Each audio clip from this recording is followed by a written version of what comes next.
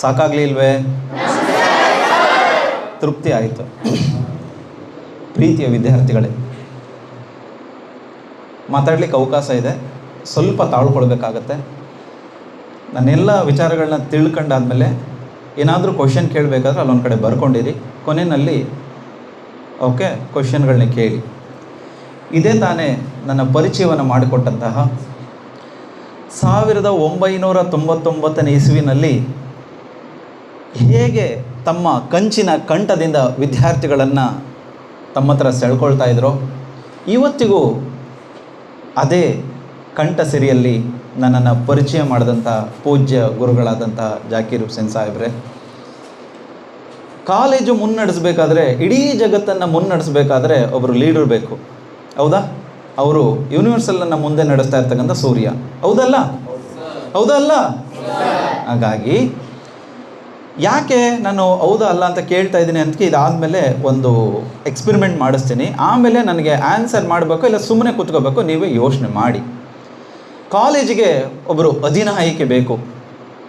ಯಾಕೆಂದರೆ ನಾಯಕ ಒಬ್ಬ ಅದ್ಭುತವಾಗಿದ್ದರೆ ಇನ್ನು ಉಳಿದಂಥ ಎಲ್ಲ ಜನಾಂಗಗಳು ಮತ್ತು ಎಲ್ಲ ಜನರು ಅವರನ್ನು ನಾವು ಫಾಲೋ ಮಾಡಿ ಯಾವುದೇ ಕಷ್ಟದ ಕೆಲಸಗಳನ್ನು ಗೆಲ್ಲಬಹುದು. ಅದು ಮೊನ್ನೆ ನಡೆದಂಥ T20 ಕ್ರಿಕೆಟ್ ಮ್ಯಾಚ್ ಆಗಿರ್ಬೋದು, ಮನೆಯಲ್ಲಿ ನಿಮ್ಮ ತಂದೆ ಅಥವಾ ನಿಮ್ಮ ತಾಯಿ ಆಗಿರಬಹುದು. ಇಡೀ ಕುಟುಂಬ ಸಂಕಷ್ಟದಲ್ಲಿ ಸಿಲುಕಿದಾಗ ಅದನ್ನು ಹೆಗಲಿಗೆ ಹೇರಿಸಿಕೊಂಡು ಇಡೀ ನಿಮ್ಮ ಕುಟುಂಬವನ್ನು ನಡೆಸ್ತಾ ಇರ್ತಕ್ಕಂಥ ನಿನ್ನ ಅಕ್ಕ ಆಗಿರ್ಬೋದು, ನಿನ್ನ ಅಣ್ಣ ಆಗಿರ್ಬೋದು, ಚಿಕ್ಕಪ್ಪ ಆಗಿರ್ಬೋದು, ದೊಡ್ಡಪ್ಪ ಆಗಿರ್ಬೋದು, ಯಾರು ಆಗಿರ್ಬೋದು, ಅಥವಾ ದೇಶ ಆಳ್ತಕ್ಕಂಥ ಇಂದಿನ ಪ್ರಧಾನಿಗಳಾಗಿರ್ಬೋದು. ಆ್ಯಸ್ ಎ ಲೀಡರ್ಶಿಪ್ ಕ್ವಾಲಿಟಿ ಭಾಳ ಇಂಪಾರ್ಟೆಂಟ್.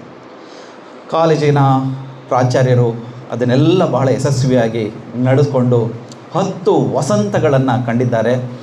10 ಸಾರಿ ನಾವೆಲ್ಲ ಸೂರ್ಯನನ್ನು ಸುತ್ತು ಹಾಕಿ 10ನೇ ವಸಂತಕ್ಕೆ ಕಾಲಿಟ್ಟಂತಹ ಪ್ರಿನ್ಸಿಪಾಲ್ ಮೇಡಮ್ಗೆ ತಮ್ಮೆಲ್ಲರ ಪರವಾಗಿ ಒಂದು ಧನ್ಯವಾದಗಳನ್ನು ಸಮರ್ಪಣೆ ಮಾಡಿ.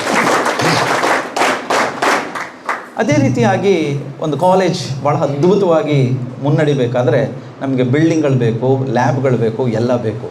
ಆದರೆ ಜೀವಂತ ಶಿಕ್ಷಕರಿಲ್ಲದೆ ಹೋಗ್ಬಿಟ್ರೆ, ಹೌದಲ್ಲ?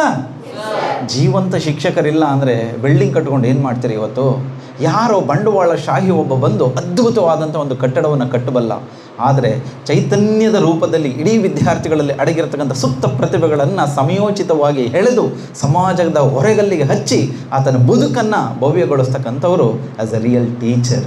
ಅವರನ್ನು ನೀವು ಪಡೆದಿದ್ದೀರಿ. ಅವರೆಲ್ಲರೂ ಸಹ ನಮ್ಮ ಒಟ್ಟಿಗಿದ್ದಾರೆ. ಅವರಿಗೆ ನಿಮ್ಮೆಲ್ಲರ ಪರವಾಗಿ ಒಂದು ಧನ್ಯವಾದ ಹೇಳೋಣ. ಎಸ್ ಬಾಪುಟ ಇಲ್ಲಿ ಬಾಪು, ಏನು ಸಂಕೋಚ ಇಲ್ಲ, ನನ್ನ ಹತ್ರ ಹೆಣ್ಮಕ್ಳಿಲ್ಲ ಕೊಡೋಕ್ಕೆ, ಖಂಡಿತ ಇಲ್ಲ. ನಮಗಂತೂ ಹೆಣ್ಮಕ್ಳಿಲ್ಲ ನೀನು ಕೊಡೋಕ್ಕೆ. ನೀನು ಯಾಕಪ್ಪ ಹೆದರ್ಕೊಳ್ತೀಯಾ? ಅಥವಾ ನೀನು ಯಾರು ಲವ್ ಮಾಡಿಬಿಟ್ಟು ಅದೆಲ್ಲ ಏನಾರ ಇದೆಯಾ? ಇದ್ರೆ ಹೇಳು, ಅಥವಾ ಮಾಡಿಸೋಣ, ಇದಾಯ್ತಲ್ವ ಅದು. ಓಕೆ, ಏನಿಲ್ಲ ಅಲ್ಲ, ಏನಾರು ಇರಬೇಕಾಗಿತ್ತು ವಯಸ್ಸಲ್ಲಿ. ಓಲಿ ಬಿಡತ್ತಿಗೆ ಹಣೆ ಬರ ನನ್ನ ಮೈಕ್ ಹಿಡ್ಕೊ, ನನಗೆ ಅದು ನನ್ನ ಸಹಾಯಕ್ಕಷ್ಟೇ. ಎಸ್, ನಿಮ್ಮ ರೆಸ್ಪಾನ್ಸ್ ಅದು ಕಾಲೇಜ್ನಲ್ಲಾಗಲಿ ಮನೆಯಲ್ಲಾಗಲಿ ಪ್ರತಿಯೊಂದು ಜಾಗದಲ್ಲಿ ನಿಮ್ಮ ರೆಸ್ಪಾನ್ಸ್ ಚೆನ್ನಾಗಿಲ್ಲ ಅಂದರೆ ಹೇಗಿರುತ್ತೆ? ನಿಮ್ಮ ರೆಸ್ಪಾನ್ಸ್ ಚೆನ್ನಾಗಿರುತ್ತೆ ಹೇಗಿರುತ್ತೆ ಅಂತ ಒಂದು ಸಣ್ಣ ಎಕ್ಸ್ಪೆರಿಮೆಂಟ್ ಮಾಡೋಣ. ನಿಮ್ಮ ಎಡಗೈನ ಹಿಂಗೆ ಹಿಡ್ಕೊಳ್ಳಿ. ಹೇಗೆ ಹಿಡ್ಕೊಂಡ್ರೆ ಹೀಗೆ? ಎಸ್, ಪಕ್ಕದೊಳಗೆ ತಟ್ಬಿಟ್ಟಿರ ಆಮೇಲೆ. ಎಸ್, ನಾನು ಈ ಬಲಗೈನ ಹೀಗೆ ಒಂದು ಕಡೆ, ಎಡಗೈ ಮಾತ್ರ ಸ್ಟ್ಯಾಗ್ನೆಂಟ್ ಆಗಿರಬೇಕು. ನೀವು ಮಾಡಿ, ಏನು ತೊಂದರೆ ಇಲ್ಲ. ಪ್ರಿನ್ಸಿಪಲ್ಸು, ಲೆಕ್ಚರರ್ಸು, ಇದೊಂಥರ ಮಕ್ಕಳ ಆಟ, ಕಲಿಕೆ. ನಾವು ಕೂಡ ವಿದ್ಯಾರ್ಥಿಗಳೇ, ಗೊತ್ತಾಯ್ತಲ್ವಾ? ಎಸ್, ಎಡಗೈ ಹೀಗೆ ಇರಲಿ. ಮಿತ್ರ ಅಬ್ಸರ್ವ್ ಮಾಡ್ತಾ ಇರ್ತೀನಿ, ಕಿವಿ ಸರಿ ಇಲ್ಲ, ಕಣ್ಣು ಚೆನ್ನಾಗಿವೆ. ಎಸ್, ಬಲಗೈನ ನಾನು ಒಂದಂದಾಗ ಬಲಗೈನ ಮಾತ್ರ ತಗೊಂಡೋಗಿ ಟಚ್ ಮಾಡಬೇಕು, ಹಿಂಗೆ ಅದಲ್ವಾ? ಮಾಡ್ತೀರಲ್ವಾ? ರೆಡಿ? 1 2 3 4 5. ಎಂಥ ಅದ್ಭುತ ಮಾರ್ಯಾರೆ, ಎಷ್ಟು ಅದ್ಭುತ, ಗೊತ್ತಾಯ್ತಲ್ವ? ಕಾಲೇಜಿನ ವಿದ್ಯಾರ್ಥಿಗಳು ಎಲ್ಲ ಅದ್ಭುತ ಮಾಡ್ತಾರೆ. ಈಗ ಒಂದು ಕೆಲಸ ಮಾಡೋಣ, ಈ ಕೈನ ಹಿಂಗೆ ಹಿಡ್ಕೊಳ್ಳೋಣ, ಬಲಗೈನ ಹಿಂಗೆ ನಿಲ್ಲಿಸೋಣ, ಎಡಗೈಲಿ ತಗೊಂಡೋಗಿ ತಟ್ಟೋಣ. ರೆಡಿನಾ? 1 2 3 4 5. ಎಂಥ ಅದ್ಭುತ, ಅದರದ್ದು ಒಳ್ಳೆ ಕಮಾಂಡಿಂಗ್ ಕೆಪಾಸಿಟಿ ಇದೆ, ಭಾಳ ಲಿಸನಿಂಗ್ ಕೆಪಾಸಿಟಿ ತುಂಬ ಚೆನ್ನಾಗಿದೆ. ಹಾಗಾಗಿ ನಿಮ್ಗೊಂದು ಧನ್ಯವಾದವನ್ನು ಹೇಳ್ತಾ ನಾವೇನು ಮಾಡೋಣ, 2 ಕೈಲಿ ಚಪ್ಪಾಳೆ ತಟ್ಟೋಣ. ಆಗ್ಬೋದಾ? ರೆಡಿ? 1 2 3 4 1 2 3 4 5 1 2 3 4 5 1 2 3 4 5 1 2 3 4 5. Thank you. ಏನು ಸಹ ಇದು ಚಪ್ಪಾಳೆ ಹಾಕ್ಬಿಟ್ಟು ಓಡಿಸ್ಬಿಟ್ರಲ್ಲ ಸರ್ ಅವ್ರನ್ನ, ಏನು ಸಮಾಚಾರ ಅಂತೇಳಿ. ಏನು ಅರ್ಥ ಆಯಿತು ಇದರಲ್ಲಿ? ಏನಂದರೆ ಈ ಕಡೆ ಬಂದು ನೀವು ಈ ಕಡೆ ಜಾಕಿರ್ ಸರ್, ಪ್ರಿನ್ಸಿಪಲ್ಲು, ನಾನು ಎಲ್ಲ ಸೇರ್ಕೊಂಡು ಚೆನ್ನಾಗಿ ಹೋದ್ರೋ, ಕ್ವಶನ್ ಕೇಳ್ರೋ, ಗೊತ್ತಾಯ್ತಲ್ವ ಅಂತ ಹೇಳೋದು, ನ್ಯೂಸ್ ಪೇಪರ್ ಹೋದ್ರು, ಬೇಗ ಬಂದರು ಅಂತ. ಅಯ್ಯೋ ದಿನ ಸಾಯನ್ಗಳನ್ನಾರು ಹೋಗಿ ಸರ್ ಅಂದ್ಕೊಂಡು, ಅಯ್ಯೋ ಲೇಟಾಗಿ ಬಂತು ಸರ್, ಬಸ್ ಲೇಟಾಗೋಯ್ತು ಸರ್, ಬಸ್ ಪಂಚರ್ ಆಗೋಯ್ತು ಸರ್, ಟ್ರೈನು ಬ್ರೇಕ್ ಫೇಲ್ಯೂರ್ ಆಗಿಬಿಡ್ತು ಸರ್ ಅಂತನ್ನಿ. ಇನ್ನು ಈ ಕಡೆ ಹುಡುಗರು ತುಂಬ ಚುರುಕು, ಅನ್ನಪೂರ್ಣ ಉಪ್ಪು ಚೆನ್ನಾಗಿ ತಿಂದ್ಬಿಟ್ಟವೆ, ಹಾರ್ಲಿಕ್ಸ್ ಕುಡ್ದವೆ, ಬೂಸ್ಟು, ಕಾಂಪ್ಲೈನ್ ಎಲ್ಲ ಚುರುಕು ಇದೈತಲ್ಲ, ಟಿ ವಿನಲ್ಲಿ ತೋರ್ತಾರಲ್ಲ ಅನ್ನಪೂರ್ಣ ಉಪ್ಪು ತಿಂದು IAS ಮಾಡ್ಬೋದು ಅಂತ. ಮುಟ್ಟಾಳ್ರು ಅದೆಲ್ಲ ತಿನ್ನಬೇಡಿ, ಪೂರ್ವಿಕರು ಹೇಗೆ ಸಾಕಿದ್ದಾರೆ ಹಾಗೆ ಬದುಕಿ. ಹಂಗಾಗಿದ್ರೆ ನಾವ್ಯಾಕೆ ಇಲ್ಲಿ ಬಂದು ಹೊಟ್ಟೆ ಹೊರಿಬೇಕಾಗಿತ್ತು? ಓಕೆ, ಹಾಂ, ವ್ಯಾಪಾರಂ ದ್ರೋಹ ಚಿಂತನಂ ಅಂತ ಹೇಳಿ ಮಾಸ್ಟರ್ ಹೇಳ್ಕೊಡ್ತೇವೆ ಮುಂದೆ. ಈ ಕಡೆ ವಿದ್ಯಾರ್ಥಿಗಳು ತುಂಬ ಚುರುಕಾಗಿದ್ದಾರೆ. ಸರ್ ಸ್ಪೆಷಲ್ ಕ್ಲಾಸ್ ತಗೊಳ್ಳಿ ಸರ್, ನೋಟ್ಸ್ ಕೊಡಿ ಸರ್, ನಮಗೆ ಲ್ಯಾಬಲ್ಲಿ ಇನ್ನೊಂದೆರಡು ಎಕ್ಸ್ಪೆರಿಮೆಂಟ್ ಮಾಡಿಸಿ ಸರ್, ವಿಶೇಷವಾದಂಥ ಕಾರ್ಯಕ್ರಮಗಳು ಮಾಡಿಸೋಣ. ಇಲ್ಲಿ ಟೀಚರು ಅಥವಾ ನಾವು ಮಾಡಿಸೋಣ ಬನ್ರೋ ಅಂದಾಯ್ತಲ್ವ, ಇವಾಗ ಬ್ಯುಸಿ, ನಾಳೆ ಬಾ, ಆಗ ಬಾ, ಈಗ ಬಾ, ಕೊನೆಗೆ ಮದುವೆ ಆಗಿ ಹೋಗಿ ಬಾ ಅಂದ್ಬಿಡೋದು. ಬಾಯಿ ಮೊನ್ನೆ ಅರ್ಥ ಆಯ್ತಾ? ಈಗ ಅರ್ಥ ಆಗಿದೆ. ಇನ್ನು ಮೂರನೇದು, ವಿದ್ಯಾರ್ಥಿಗಳು ಚುರುಕಾಗಿದ್ದಾರೆ, ಶಿಕ್ಷಕರು ಚುರುಕಾಗಿದ್ದಾರೆ. ಸ್ಪೆಷಲ್ ಕ್ಲಾಸ್ ತಾನೇ ಬೇಕು, ಐ ವಿಲ್ ಅರೇಂಜ್. ಆಯ್ತಲ್ವ? ನಿಮ್ಗೆ ಎಕ್ಸ್ಟ್ರಾ ನೋಟ್ಸ್ ಬೇಕಾ, ನಾನು ಕೊಡಬಲ್ಲೆ. ನಿಮ್ಗೆ ಎಕ್ಸ್ಟ್ರಾ ಕ್ಲಾಸ್ ಬೇಕಾ, ನಾನು ಮಾಡಬಲ್ಲೆ. ನಿಮ್ಗೇನು ಬೇಕು ಹೇಳಿ, ನಾನು ಮಾಡಿಕೊಡ್ತೀನಿ. ಒಟ್ಟಿನಲ್ಲಿ ನಮ್ಮ ಕಾಲೇಜಿನ ಒಂದು ಕೀರ್ತಿ ಪತಾಕೆ ನೀವು ಹಾರಿಸ್ಬೇಕು, ನೀವು ಬೆಳಿಬೇಕು, ನೀವು ಬೆಳಗಬೇಕು. ಅದಾಯ್ತಲ್ವ? ಅದು ಮೂರನೇ ಕ್ಲ್ಯಾಪ್. ಈಗ ನೀವು ಯಾವ ಕ್ಲ್ಯಾಪ್ ಆಗಬೇಕು ಅಂತ ರೆಡಿ ಆಗಿದ್ದೀನಿ. ಈಗ ಪ್ರತಿಕ್ರಿಯೆ ಕೊಡಬೇಕು ಬೇಡವೋ? ನನಗೆ ಕೊಡಬೇಕೋ ಬೇಡವೋ? ಬೇರೆ ಗುರುಗಳಂಗೆ ಬಿಡಲ್ಲ, ಗೊತ್ತಾಯ್ತಲ್ವ? ಮಂಡ್ಯದವು ರೊಚ್ಚಿಗಿಡ್ದು ಬಿಡೋದು, ಗೊತ್ತಾಯ್ತಲ್ವ? ಎಸ್ ಮಗದೆ ಆದ್ಮೇಲೆ ಇವತ್ತು ಒಂದು ವಿಶೇಷವಾದಂಥ ವಸ್ತು ವಿಚಾರದ ಬಗ್ಗೆ ಮಾತನಾಡ್ತಾ ಇದ್ದೀವಿ. Communication skill. ಏನು ಸರ್ ಇದು ಕಮ್ಯುನಿಕೇಷನ್ ಸ್ಕಿಲ್ಸ್ ಅಂದರೆ? ಏನಿದು? ಯಾತಕ್ಕೆ ಬೇಕಿದು? ಓಕೆ, ಏನಕ್ಕೆ ಬೇಕಿದು? ಏನಕ್ಕೆ ಬೇಕಾಗಿತ್ತು? ಉದಾಹರಣೆಗೆ, ಒಬ್ಬ ಮನುಷ್ಯ ಮತ್ತೊಬ್ಬನ ಜೊತೆಯಲ್ಲಿ ವಿಭಿನ್ನವಾದಂತಹ ಸ್ಥಾನಮಾನಗಳ ಜನರ ನಡುವೆ ಮಾಹಿತಿಯನ್ನು ಸ್ವಯಂ ಪ್ರೇರಿತವಾಗಿ ವಿನಿಮಯ ಮಾಡಿಕೊಳ್ಳಿಕ್ಕೆ ಅನೌಪಚಾರಿಕವಾದಂಥ ಸಂವಹನ ಕ್ರಿಯೆ ಅಂತ ಕರಿತೀವಿ. ಆದರೆ ನಿಜವಾದಂಥ ಒಂದು ಸಂವಹನ ಅಂದರೆ ಏನಂದರೆ, ಸಂವಹನ ಕಲೆ ಅನ್ನೋದಕ್ಕೆ ಕೆಲವರು ಡೆಫಿನೇಷನ್ ಹೇಳಿದ್ದಾರೆ. ಸಂವಹನ ಕಲೆ ಒಂದು ನಾಯಕತ್ವದ ಭಾಷೆಯಾಗಿದೆ. ಈ ಕಮ್ಯುನಿಕೇಷನ್ ಸ್ಕಿಲ್ಸನ್ನು ಯಾರು ತುಂಬ ಚೆನ್ನಾಗಿ ಕಲ್ತ್ಕೊಂಡಿರ್ತಾರೋ ಅವ್ರ ಮಾತಿಗೆ ತುಂಬ ಬೆಲೆ ಇದೆ. ಇನ್ನು ಕೆಲವರು ದುಡ್ಡು ಬಿರಿಯಾನಿ ಕೊಟ್ಟರು ಅವರು ಅನ್ನೋ ಮಾತನ್ನು ಕೇಳೋದಿಲ್ಲ, ಅದನ್ನು ತಾವು ಟಿ ವಿನಲ್ಲಿ ನೋಡ್ತಾ ಇರ್ತೀರ. ಕೆಲವು ರಾಜಕಾರಣಿಗಳು ಹಲವೊಂದು ಹೇಳೋಕ್ಕಾಗಲ್ಲ, ಅವರ ಮಾತಿನಲ್ಲಿ ನಿಮ್ಮನ್ನು ಹಾಗೆ ಸೆರೆ ಹಿಡಿದು ಇಟ್ಕೊಂಡ್ಬಿಟ್ಟಿರ್ತಾರೆ. ಕೆಲವು ಟೀಚರ್ ಕ್ಲಾಸು 4 ಗಂಟೆ ಆದರೂ ಎದ್ದೋಗೋಕ್ಕೆ ಮನಸ್ಸಾಗೋದಿಲ್ಲ. ಕೆಲವರು 10ನೇ ಗಂಟೆಯಲ್ಲೇ ಮಲಗಿಸ್ಬಿಟ್ಟಿರ್ತೀವಿ. ಅದಾಯ್ತಲ್ವಾ? ಓಕೆ, ಜಾಕಿರ್ ಸರ್ ನಂದು ಫಸ್ಟ್ ಅವರ್ ಆಯಿತು, ಅದಾಯ್ತಲ್ವಾ? ಜಾಕಿರ್ ಸರ್ ಬಂದು ಅದಾಯ್ತಲ್ವಾ? ಹಾಂ ಅಂದರು. ಹಾಂ ಅಂದರು ಅವಮ್ಮ. ಯಾಕೆ ಅಂದರು? ಹೋಗಿ ಸರ್ ಮಲಗಿಸೋಕೆ ನೀವು ಹೇಳ್ಸೋಕೆ ನಾವ ಅನ್ನ. ಯಾಕೆಂದರೆ ಯಾರೋ ಮೊದಲೇ ಕ್ಲಾಸ್ ತಗೊಂಡವರು ಎಲ್ಲ ಮಲಗಿಸ್ಬಿಟ್ಟು ಹೋಗೋರೆ. ಅದಕ್ಕೆ ಕೇಳಿದ್ರಂತೆ, ಸರ್ ನೀವು ದೊಡ್ಡವರ, ನಮ್ಮ ಅಜ್ಜಿ ದೊಡ್ಡವರ? ಅದಕ್ಕೆ ಅಜ್ಜಿನ ಹತ್ರ ಮೊಮ್ಮಗು ಕೇಳ್ತು, ಅಜ್ಜಿ ನೀ ದೊಡ್ಡವರ, ನಮ್ಮ ಸರ್ ದೊಡ್ಡವರ, ಭೀಮರಾಜ್ ಹಿರೇಗೌಡರು ಅಂತ. ಇಲ್ಲ ಕಣಪ್ಪ, ನಾನೇ ಮೊಮ್ಮಕ್ಕಳು ನೋಡಿದ್ದೀನಿ, ಮೂಳು ಮಕ್ಕಳೆಲ್ಲ ಬಂದವೆ, ನಾನೇ ದೊಡ್ಡವರು. ಇಲ್ಲ ಅಜ್ಜಿ, ನಮ್ಮ ಭೀಮರಾಜ್ ಸರ್ರೇ ದೊಡ್ಡವರು. ಅದೆಂಗೆ ಹೇಳ್ತೀಯ ಅಂತ. ನೋಡು, ನೀನು ನನ್ನ ಒಬ್ಬಳನ್ನ ಮಲ್ಸೋಕ್ಕೆ ಒದ್ದಾಡ್ತೀಯ. ನಮ್ಮ ಸರ್ ಕ್ಲಾಸಿಗೆ ಬಂದಿದ್ರಲ್ಲ, ಸ್ಪೆಷಲ್ ಕ್ಲಾಸ್ ತಗೊಂಡು 60 ಜನನು ಮಲಗಿಸ್ಬಿಟ್ಟು ಹೋಗ್ಬಿಟ್ಟಿದ್ರು ಅಂತೇಳಿ. ಎಸ್, ಆದ್ದರಿಂದ ಕಮ್ಯುನಿಕೇಷನ್ ಸ್ಕಿಲ್ಸ್ ಇಲ್ಲ ಅಂದರೆ ಒಂದು ಕ್ಲಾಸನ್ನು ಹ್ಯಾಂಡ್ಲ್ ಮಾಡೋಕ್ಕಾಗೋದಿಲ್ಲ. ಮನೆಯಲ್ಲಿ ಕೋಪ ತಾಪ ಬರ್ತದೆ, ಅದನ್ನು ತಣಿಸ್ಲಿಕ್ಕೆ ಆಗೋದಿಲ್ಲ. ನಾವು ಉತ್ತಮವಾಗಿ ಬದುಕಲಿಕ್ಕೆ ಆಗೋದಿಲ್ಲ. ಏನಂದರೆ ಸಂವಹನ ಅಂದರೆ ಒಬ್ಬ ವ್ಯಕ್ತಿ ಇನ್ನೊಬ್ಬ ವ್ಯಕ್ತಿಗೆ ಮಾಹಿತಿಯನ್ನು ಟ್ರಾನ್ಸ್ಫರ್ ಮಾಡ್ತಕ್ಕಂಥದ್ದು. ಅದು ಯಾವುದರ ಆಗಿರ್ಬೋದು. ಮಾತಿನ ಮೂಲಕ ಮಾಹಿತಿಗಳನ್ನು ಟ್ರಾನ್ಸ್ಫರ್ ಮಾಡ್ಬೋದು, ಸನ್ನೆಗಳ ಮೂಲಕ ನಾವು ಮಾಹಿತಿಗಳನ್ನು ಟ್ರಾನ್ಸ್ಫರ್ ಮಾಡ್ಬೋದು, ಅಥವಾ ಶಾಬ್ದಿಕವಾಗಿ ಆಂಗಿಕವಾಗಿ ನಮ್ಮ ಎಲ್ಲ ಮಾಹಿತಿಗಳನ್ನು ಒಬ್ಬರಿಂದ ಮತ್ತೊಬ್ಬರಿಗೆ ಟ್ರಾನ್ಸ್ಫರ್ ಮಾಡ್ತಕ್ಕಂಥ ಕಮ್ಯುನಿಕೇಷನ್ ತಲುಪಿಸ್ತಕ್ಕಂಥ ಒಂದು ವಿಚಾರಧಾರೆಗೆ ನಾವು ಕಮ್ಯುನಿಕೇಷನ್ ಸ್ಕಿಲ್ಸ್ ಅಂತೀವಿ. ಅದಕ್ಕೆ ಇನ್ನೊಂದೆರಡು ಉದಾಹರಣೆಗಳನ್ನ ಕೊಡ್ತೀನಿ. ಇಬ್ಬರು ಅಥವಾ ಹೆಚ್ಚಿನ ಜನರ ನಡುವೆ ಸಂಭಾಷಣೆ ಅರ್ಥಪೂರ್ಣ ಅಭಿವ್ಯಕ್ತಿಯನ್ನು ಸಂವಹನ ಕಲೆ ಅಂತ ಕರಿತೀವಿ. ಅದು ಆಲಿಸುವುದಾಗಿರಬಹುದು, ಗ್ರಹಿಸುವುದಾಗಿರಬಹುದು, ಅಥವಾ ಪ್ರತಿಕ್ರಿಯಿಸುವುದಾಗಿರಬಹುದು. ಇವುಗಳೆಲ್ಲವನ್ನು ಅತ್ಯಂತ ಪರಿಣಾಮಕಾರಿಯಾಗಿ ನಾವು ಇನ್ನೊಬ್ಬರ ಜೊತೆ ಯಾವಾಗ ಅದನ್ನು ಮನಮುಟ್ಟುವಂತೆ ತಲುಪಿಸ್ತೀವೋ ಆಗ ನಮ್ಮ ಕಮ್ಯುನಿಕೇಷನ್ ಸ್ಕಿಲ್ಸ್ ತುಂಬ ಚೆನ್ನಾಗಿರುತ್ತೆ. ಇನ್ನು ಕೆಲವರು ತುಂಬ ಮಾತಾಡ್ತಾನೇ ಇರ್ತಾರೆ, ಆದರೆ ನೀವು ಮೊಬೈಲ್ ನೋಡ್ತಾನೆ ಇರ್ತೀರ. ಹೈ ಕಾಂಟ್ಯಾಕ್ಟ್ ಅಂತ ಕರಿತೀವಿ. ಗೊತ್ತಾಯ್ತಲ್ವಾ? ಹಾಗಾಗಿ ದೃಷ್ಟಿಗೆ ದೃಷ್ಟಿ ಇಟ್ಟು ನಾವು ಪಾಠವನ್ನು ಮಾಡಿದಾಗ ಮಕ್ಕಳು ಹಾಳಾಗೋದಿಲ್ಲ. ನಾನು ಬಂದ ತಕ್ಷಣ ಅಲ್ಲಿ ಕೆಲವರೆಲ್ಲ ಇದ್ದರು, ಅವ್ರನ್ನೆಲ್ಲ ರೆಡಿ ಮಾಡ್ಕೊಂಬಿಟ್ಟೆ. ಹೇಗೆ ರೆಡಿ ಮಾಡಿದೆ? ನಾನು ಈ ಕಡೆ ನೋಡ್ತಾ ಇದ್ದೆ, ಆದರೆ ಆ ಕಡೆ ಅವನ್ನ ಕರೆದುಬಿಟ್ಟು ರೆಡಿ ಮಾಡಿದೆ. ಹೇಗೆ? ಇಲ್ಲ, ನಾನು ಈ ಕಡೆನೇ ನೋಡಿದರೆ ಮಕ್ಕಳು ಏನಾಗ್ತವೆ ಅಂದರೆ ಅವ್ರ ಪಾಡ್ಗವು ಅವರೇ ಕೆಲಸ ಮಾಡ್ಕೊಂಡು ಹೋಗ್ತವೆ. ಕ್ಲಾಸನ್ನು ಸರಿಯಾಗಿ ನಾವು ಮ್ಯಾನೇಜ್ ಮಾಡ್ಕೊಳ್ಳೋಕ್ಕಾಗೋದಿಲ್ಲ. ಇನ್ನು ನಮ್ಮದು ಹೇಗೆ ಸರ್ ಅಂದರೆ, ನೀವು ನಿಮ್ಮ ಶಿಕ್ಷಕರ ಜೊತೆಗೆ ಹೇಗೆ ಕಮ್ಯುನಿಕೇಟ್ ಮಾಡ್ಕೊಳ್ತೀರೋ ಹಾಗೆ ನಿಮ್ಮ ಕ್ಲಾಸ್ ರೂಮ್ಸ್ ಇರುತ್ತದೆ, ಹಾಗೆ ನಿಮ್ಮ ಪಾಠ ಪ್ರವಚನಗಳಿರ್ತದೆ. ಹೇಗೆ ನಮ್ಮ ಗುರುಗಳಿಗೆ ಹತ್ರ ಆಗೋದು? ಒಳ್ಳೆ ಹೋಟ್ಲಲ್ಲಿ ಊಟ ಕೊಡಿಸ್ಬೇಕಾ ಸರ್? ಬರ್ಡೇಗೆ ಪಾರ್ಟಿ ಕೊಡಿಸ್ಬೇಕಾ ಸರ್? ನೆವರ್. ನಿಮ್ಮ ವಿನಯವಂತಿಕೆ, ನಿಮ್ಮ ಸರಳತೆ, ನೀವು ಅವರ ಜೊತೆ ಮಾತನಾಡ್ತಕ್ಕಂಥ ರೀತಿ ನೀತಿಗಳು ಅವ್ರನ್ನ ಒಳ್ಳೆಯ ಸ್ನೇಹಿತರಾಗಿ ಬಂಧನಕ್ಕೆ ಒಳಪಡಿಸುತ್ತದೆ. ಅವರು ತಮ್ಮ ಮಕ್ಕಳಿಗೆ ಪಾಠ ಹೇಳ್ತಾರೋ ಗೊತ್ತಿಲ್ಲ, ಆದರೆ ನಿಮಗೆ ಅದ್ಭುತವಾದಂಥ ಜ್ಞಾನಧಾರೆಯನ್ನು ಧಾರೆ ಎರೆಯುತ್ತೆ. ಎರಡು ಮಾತಿಲ್ಲ, ಅದಕ್ಕೆ ನಾನೇ ಉದಾಹರಣೆ. ಅದಕ್ಕೆ ನಾನು ಇಲ್ಲಿ ನಿಂತಿದ್ದೀನಿ. ಓಕೆ, ಆದ್ದರಿಂದ ಸಂವಹನ ಯಾಕೆ ಬೇಕು ಅಲ್ವಾ? ಇದಿಲ್ಲ ಅಂದರೆ ಬದುಕ್ಬೋದಲ್ವಾ ಸರ್? ಖಂಡಿತ ಬದುಕ್ಬೋದು. ಆದರೆ ಒಂದು ಮಾಹಿತಿಯನ್ನು ಅತ್ಯಂತ ಅರಿತವಾಗಿ, ಅತ್ಯಂತ ಸುಲಲಿತವಾಗಿ, ಅತ್ಯಂತ ಸರಳವಾಗಿ ಮತ್ತೊಬ್ಬನಿಗೆ ತಲುಪಿಸುವಂಥ ಕ್ರಿಯೆಯನ್ನು ಕಳ್ಕೊಂಬಿಡ್ತೀವಿ. ಆ ಕಾರಣಕ್ಕೆ ನಿಮ್ಮ ಮನೆಯಲ್ಲಿ ದುಡ್ಡಿದೆ, ನೀವು ಹೋಗಿ ಒಂದು ಕಾರ್ ತಂದುಬಿಡಿ. ನಿಮ್ಗೆ ಯಾಕೆ ಡ್ರೈವಿಂಗು ಅದೆಲ್ಲ ತರಬೇತಿ ಯಾಕೆ ಬೇಕು? ನಿಮಗೆ ಚಾಲನಾ ತರಬೇತಿ ನಿಮಗೆ ಯಾಕೆ ಬೇಕು? ನಾನು ಇಲ್ಲಿ ಬಂದೆ, ನನ್ನನ್ನು ಸಹ ಅಬ್ಸರ್ವ್ ಮಾಡ್ತಾ ಇದ್ದೆ, ಮೈಕೆಲ್ಲಿದೆ ಅಂತ ದಡಬಡ ಅಂತ ಕಿತ್ಕೊಂಡು ಒಂದೇ ಸಮ ಭಾಷಣ ಮಾಡಿಬಿಡ್ಬೋದಾಗಿತ್ತಲ್ಲ. ನಾನು ಮಾಡಲಿಲ್ಲ. ನಾನೇನು ಮಾಡಿದೆ ಅಂತ ತಾವು ಅಬ್ಸರ್ವ್ ಮಾಡ್ತಾ ಇದ್ದೀರಾ. ಬಂದೆ, ನನಗೆ ಬೇಕಾದಂಥ ಪೂರಕ ವಾತಾವರಣವನ್ನು ಸೃಷ್ಟಿ ಮಾಡಿಕೊಂಡೆ, ನನ್ನ ಗುರುಗಳನ್ನು ನೆನೆದೆ, ಈ ಕಾಲೇಜಿನ ಪ್ರಾಂಶುಪಾಲನ್ನು ನೆನೆದೆ, ಅದೆಲ್ಲ ಆದಮೇಲೆ ಶಿಕ್ಷಕ ಬಂಧುಗಳನ್ನು ನೆನೆದೆ. ಅದಾದ ನಂತರ ನಿಮಗೆ ಧನ್ಯವಾದಗಳನ್ನು ನಾನು ತಲುಪಿಸ್ಬಿಟ್ಟು ನನಗೆ ಬೇಕಾದಂಥ ಒಂದು ಪೂರಕ ವಾತಾವರಣವನ್ನು ನಾನು ಏನು ಮಾಡಿದೆ, ವಿತಿನ್ 2 ಮಿನಿಟ್ನಲ್ಲಿ ನಾನು ರೆಡಿ ಮಾಡಿಕೊಂಡೆ. That is communication. ಹಾಗಾಗಿ ಅದರ ಪವರ್ ಹೇಗಿದೆ ಅನ್ನೋದಕ್ಕೆ ಇದೊಂದು ಸಣ್ಣ ಮಾಹಿತಿ, ನಡವಳಿಕೆ, ನಮ್ಮ ಭಾವನೆಗಳು ಮತ್ತು ಆಲೋಚನೆಗಳನ್ನು ವ್ಯಕ್ತಪಡಿಸಲಿಕ್ಕೆ ಇದು ಅತ್ಯಂತ ಇಂಪಾರ್ಟೆಂಟ್ ಆಗಿದೆ.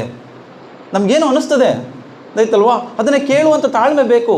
ಟೀಚರ್ಸ್ಗಷ್ಟೇ ಅದೈತಲ್ವಾ, ಆ ಕೇಳುವಂಥ ತಾಳ್ಮೆ ಇಲ್ಲ ಅಂದರೆ ನಾವು ಒಳ್ಳೆ ಶಿಕ್ಷಕರಿಗೆ ಆಗಲಿಕ್ಕೆ ಸಾಧ್ಯ ಇಲ್ಲ. ಅಥವಾ ಇತರರ ಭಾವನೆಗಳನ್ನು, ಒಂದು ಹುಡುಗ ಬರ್ತಾನೆ, ಸರ್ ಒಂದು ಚಾನ್ಸ್ ಕೊಟ್ಟರೆ ಇವತ್ತೊಂದು ಹಾಡು ಆಡ್ತೀನಿ ಸರ್.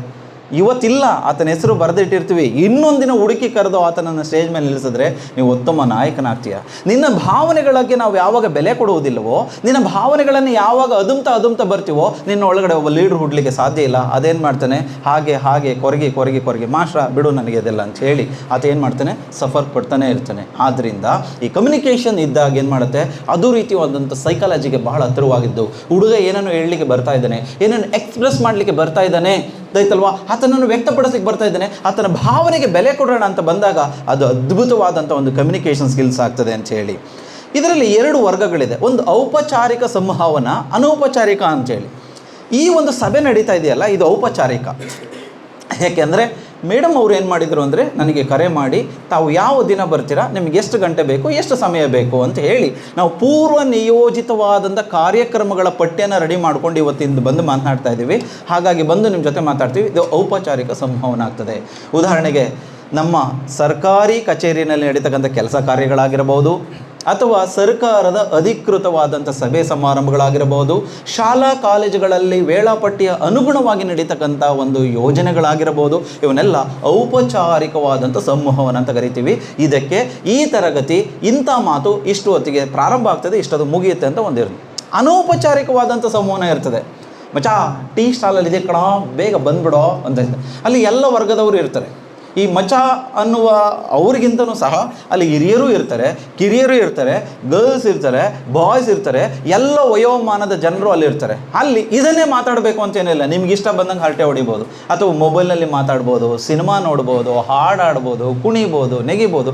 ನೀವು ಅವರಿಗೆ ಹೇಗೆ ಮಾಹಿತಿಗಳನ್ನು ತಲುಪಿಸ್ತೀರೋ ಅದ್ರ ಮೇಲೆ ನಿಂತಿದೆ. ಇದನ್ನು ನಾವು ಅನೌಪಚಾರಿಕವಾದಂಥ ಸಂವಹನ ಅಂತ ಕರಿತೀವಿ. ಈಗ ಬಹಳ ಮುಖ್ಯವಾಗಿ ಸಂವಹನದಲ್ಲಿ ಎಷ್ಟು ಪ್ರಕಾರಗಳಿದೆ ಅಂತ ಹೇಳ್ತೀವಿ. ಇದು 4 ಸರಿಯಾಗಿ ಇಟ್ಕೊಂಡ್ರೆ ಸಾಕು, ಅದ್ಭುತವಾದಂಥ ಮಾತುಗಾರರು ಆಗ್ಬೋದು. ನಿಮ್ಮನ್ನೆಲ್ಲ ಯಾಕೆ ಹಿಂಗೆ ರೆಡಿ ಮಾಡಿದೆ ಅಂದರೆ, ನಮ್ಮಲ್ಲಿ ಒಂದು ಮಾತಿದೆ, as a good listener as a good speaker. ಒಬ್ಬ ಒಳ್ಳೆಯ ಕೇಳುಗ ಅದ್ಭುತವಾದಂಥ ಮಾತುಗಾರನಾಗ್ತಾನಂತೆ. ಅದಕ್ಕೆ ದೇವರು ನಮಗೆ 2 ಕಿವಿ ಕೊಟ್ಟಿದೆ, ಅದಾಯ್ತಲ್ವಾ. ಪ್ರಕೃತಿ 2 ಕಿವಿ ಕೊಟ್ಟಿದೆ, 1 ಬಾಯಿ ಕೊಟ್ಟಿದೆ. ಅಂದರೆ ಹೆಚ್ಚು ಕೇಳಿಸ್ಕೊಳ್ಳೋಣ, ಕಡಿಮೆ ಮಾತಾಡೋಣ. ಮಾತಿನಂ ನಗೆಯಂ ಮಾತಿನಂ ಹಗೆಯಂ ಮಾತಿನಂ ಸರ್ವ ಸಂಪದಂ. ಎಷ್ಟು ಅದ್ಭುತವಾಗಿದೆ. ಮಾತಿನಂ ನಗೆಯಂ ಮಾತಿನಂ ಹಗೆಯಂ ಮಾತಿನಂ ಸರ್ವ ಸಂಪದಂ. ಮಾತಿನಿಂದ ಸ್ನೇಹನಾದರೂ ಕಟ್ಟಬೋದು, ಜಗಳನಾರ ಮಾಡ್ಕೊಳ್ಬೋದು, ಅಥವಾ ಸಂಪೂರ್ಣವಾದಂತಹ ಸಕಲ ಸೌಕರ್ಯಗಳನ್ನು ಸಂಪಾದನೆ ಮಾಡ್ಕೊಳ್ಬೋದು. ಅದಕ್ಕೆ ಇತ್ತೀಚಿನ ಕೆಲವು ಕಲಾವಿದರನ್ನು ತಾವು ಗಮನಿಸಬೇಕಾಗ್ತದೆ, ಹೌದಲ್ವಾ? ಹಾಗಾಗಿ ಅಷ್ಟು ಹೊತ್ತು ಮಾತಾಡಿದಂಥವನು ನಾನು ಕೆಲವು ತಪ್ಪುಗಳ ಮಾತುಗಳನ್ನಾಡಿದ್ರೆ ನನ್ನ ವ್ಯಕ್ತಿತ್ವ ಏನಾಗುತ್ತೆ, ಡ್ಯಾಮೇಜ್ ಆಗ್ತದೆ. ಅದಕ್ಕೆ ಒಂದು ಸಾರಿ ಹೇಳ್ತಂತೆ, ಹಲ್ಲುಗಳೆಲ್ಲ ಬಂದುಬಿಟ್ಟು ನಾಲ್ಗೆಗೆ ತುಂಬ ಗಲಾಟೆ ಮಾಡಿದ್ವಂತೆ. ನಾವು 32 ಮಂದಿ ಇದ್ದೀವಿ, ಹೆಚ್ಚು ಕಡಿಮೆ ಮಾತಾಡಿ ನಿನ್ನ ಕಚಕ್ಕಂತ ಕತ್ತರಿಸ್ಬಿಡ್ತೀವಿ ಅಂತ ಹೇಳಿ.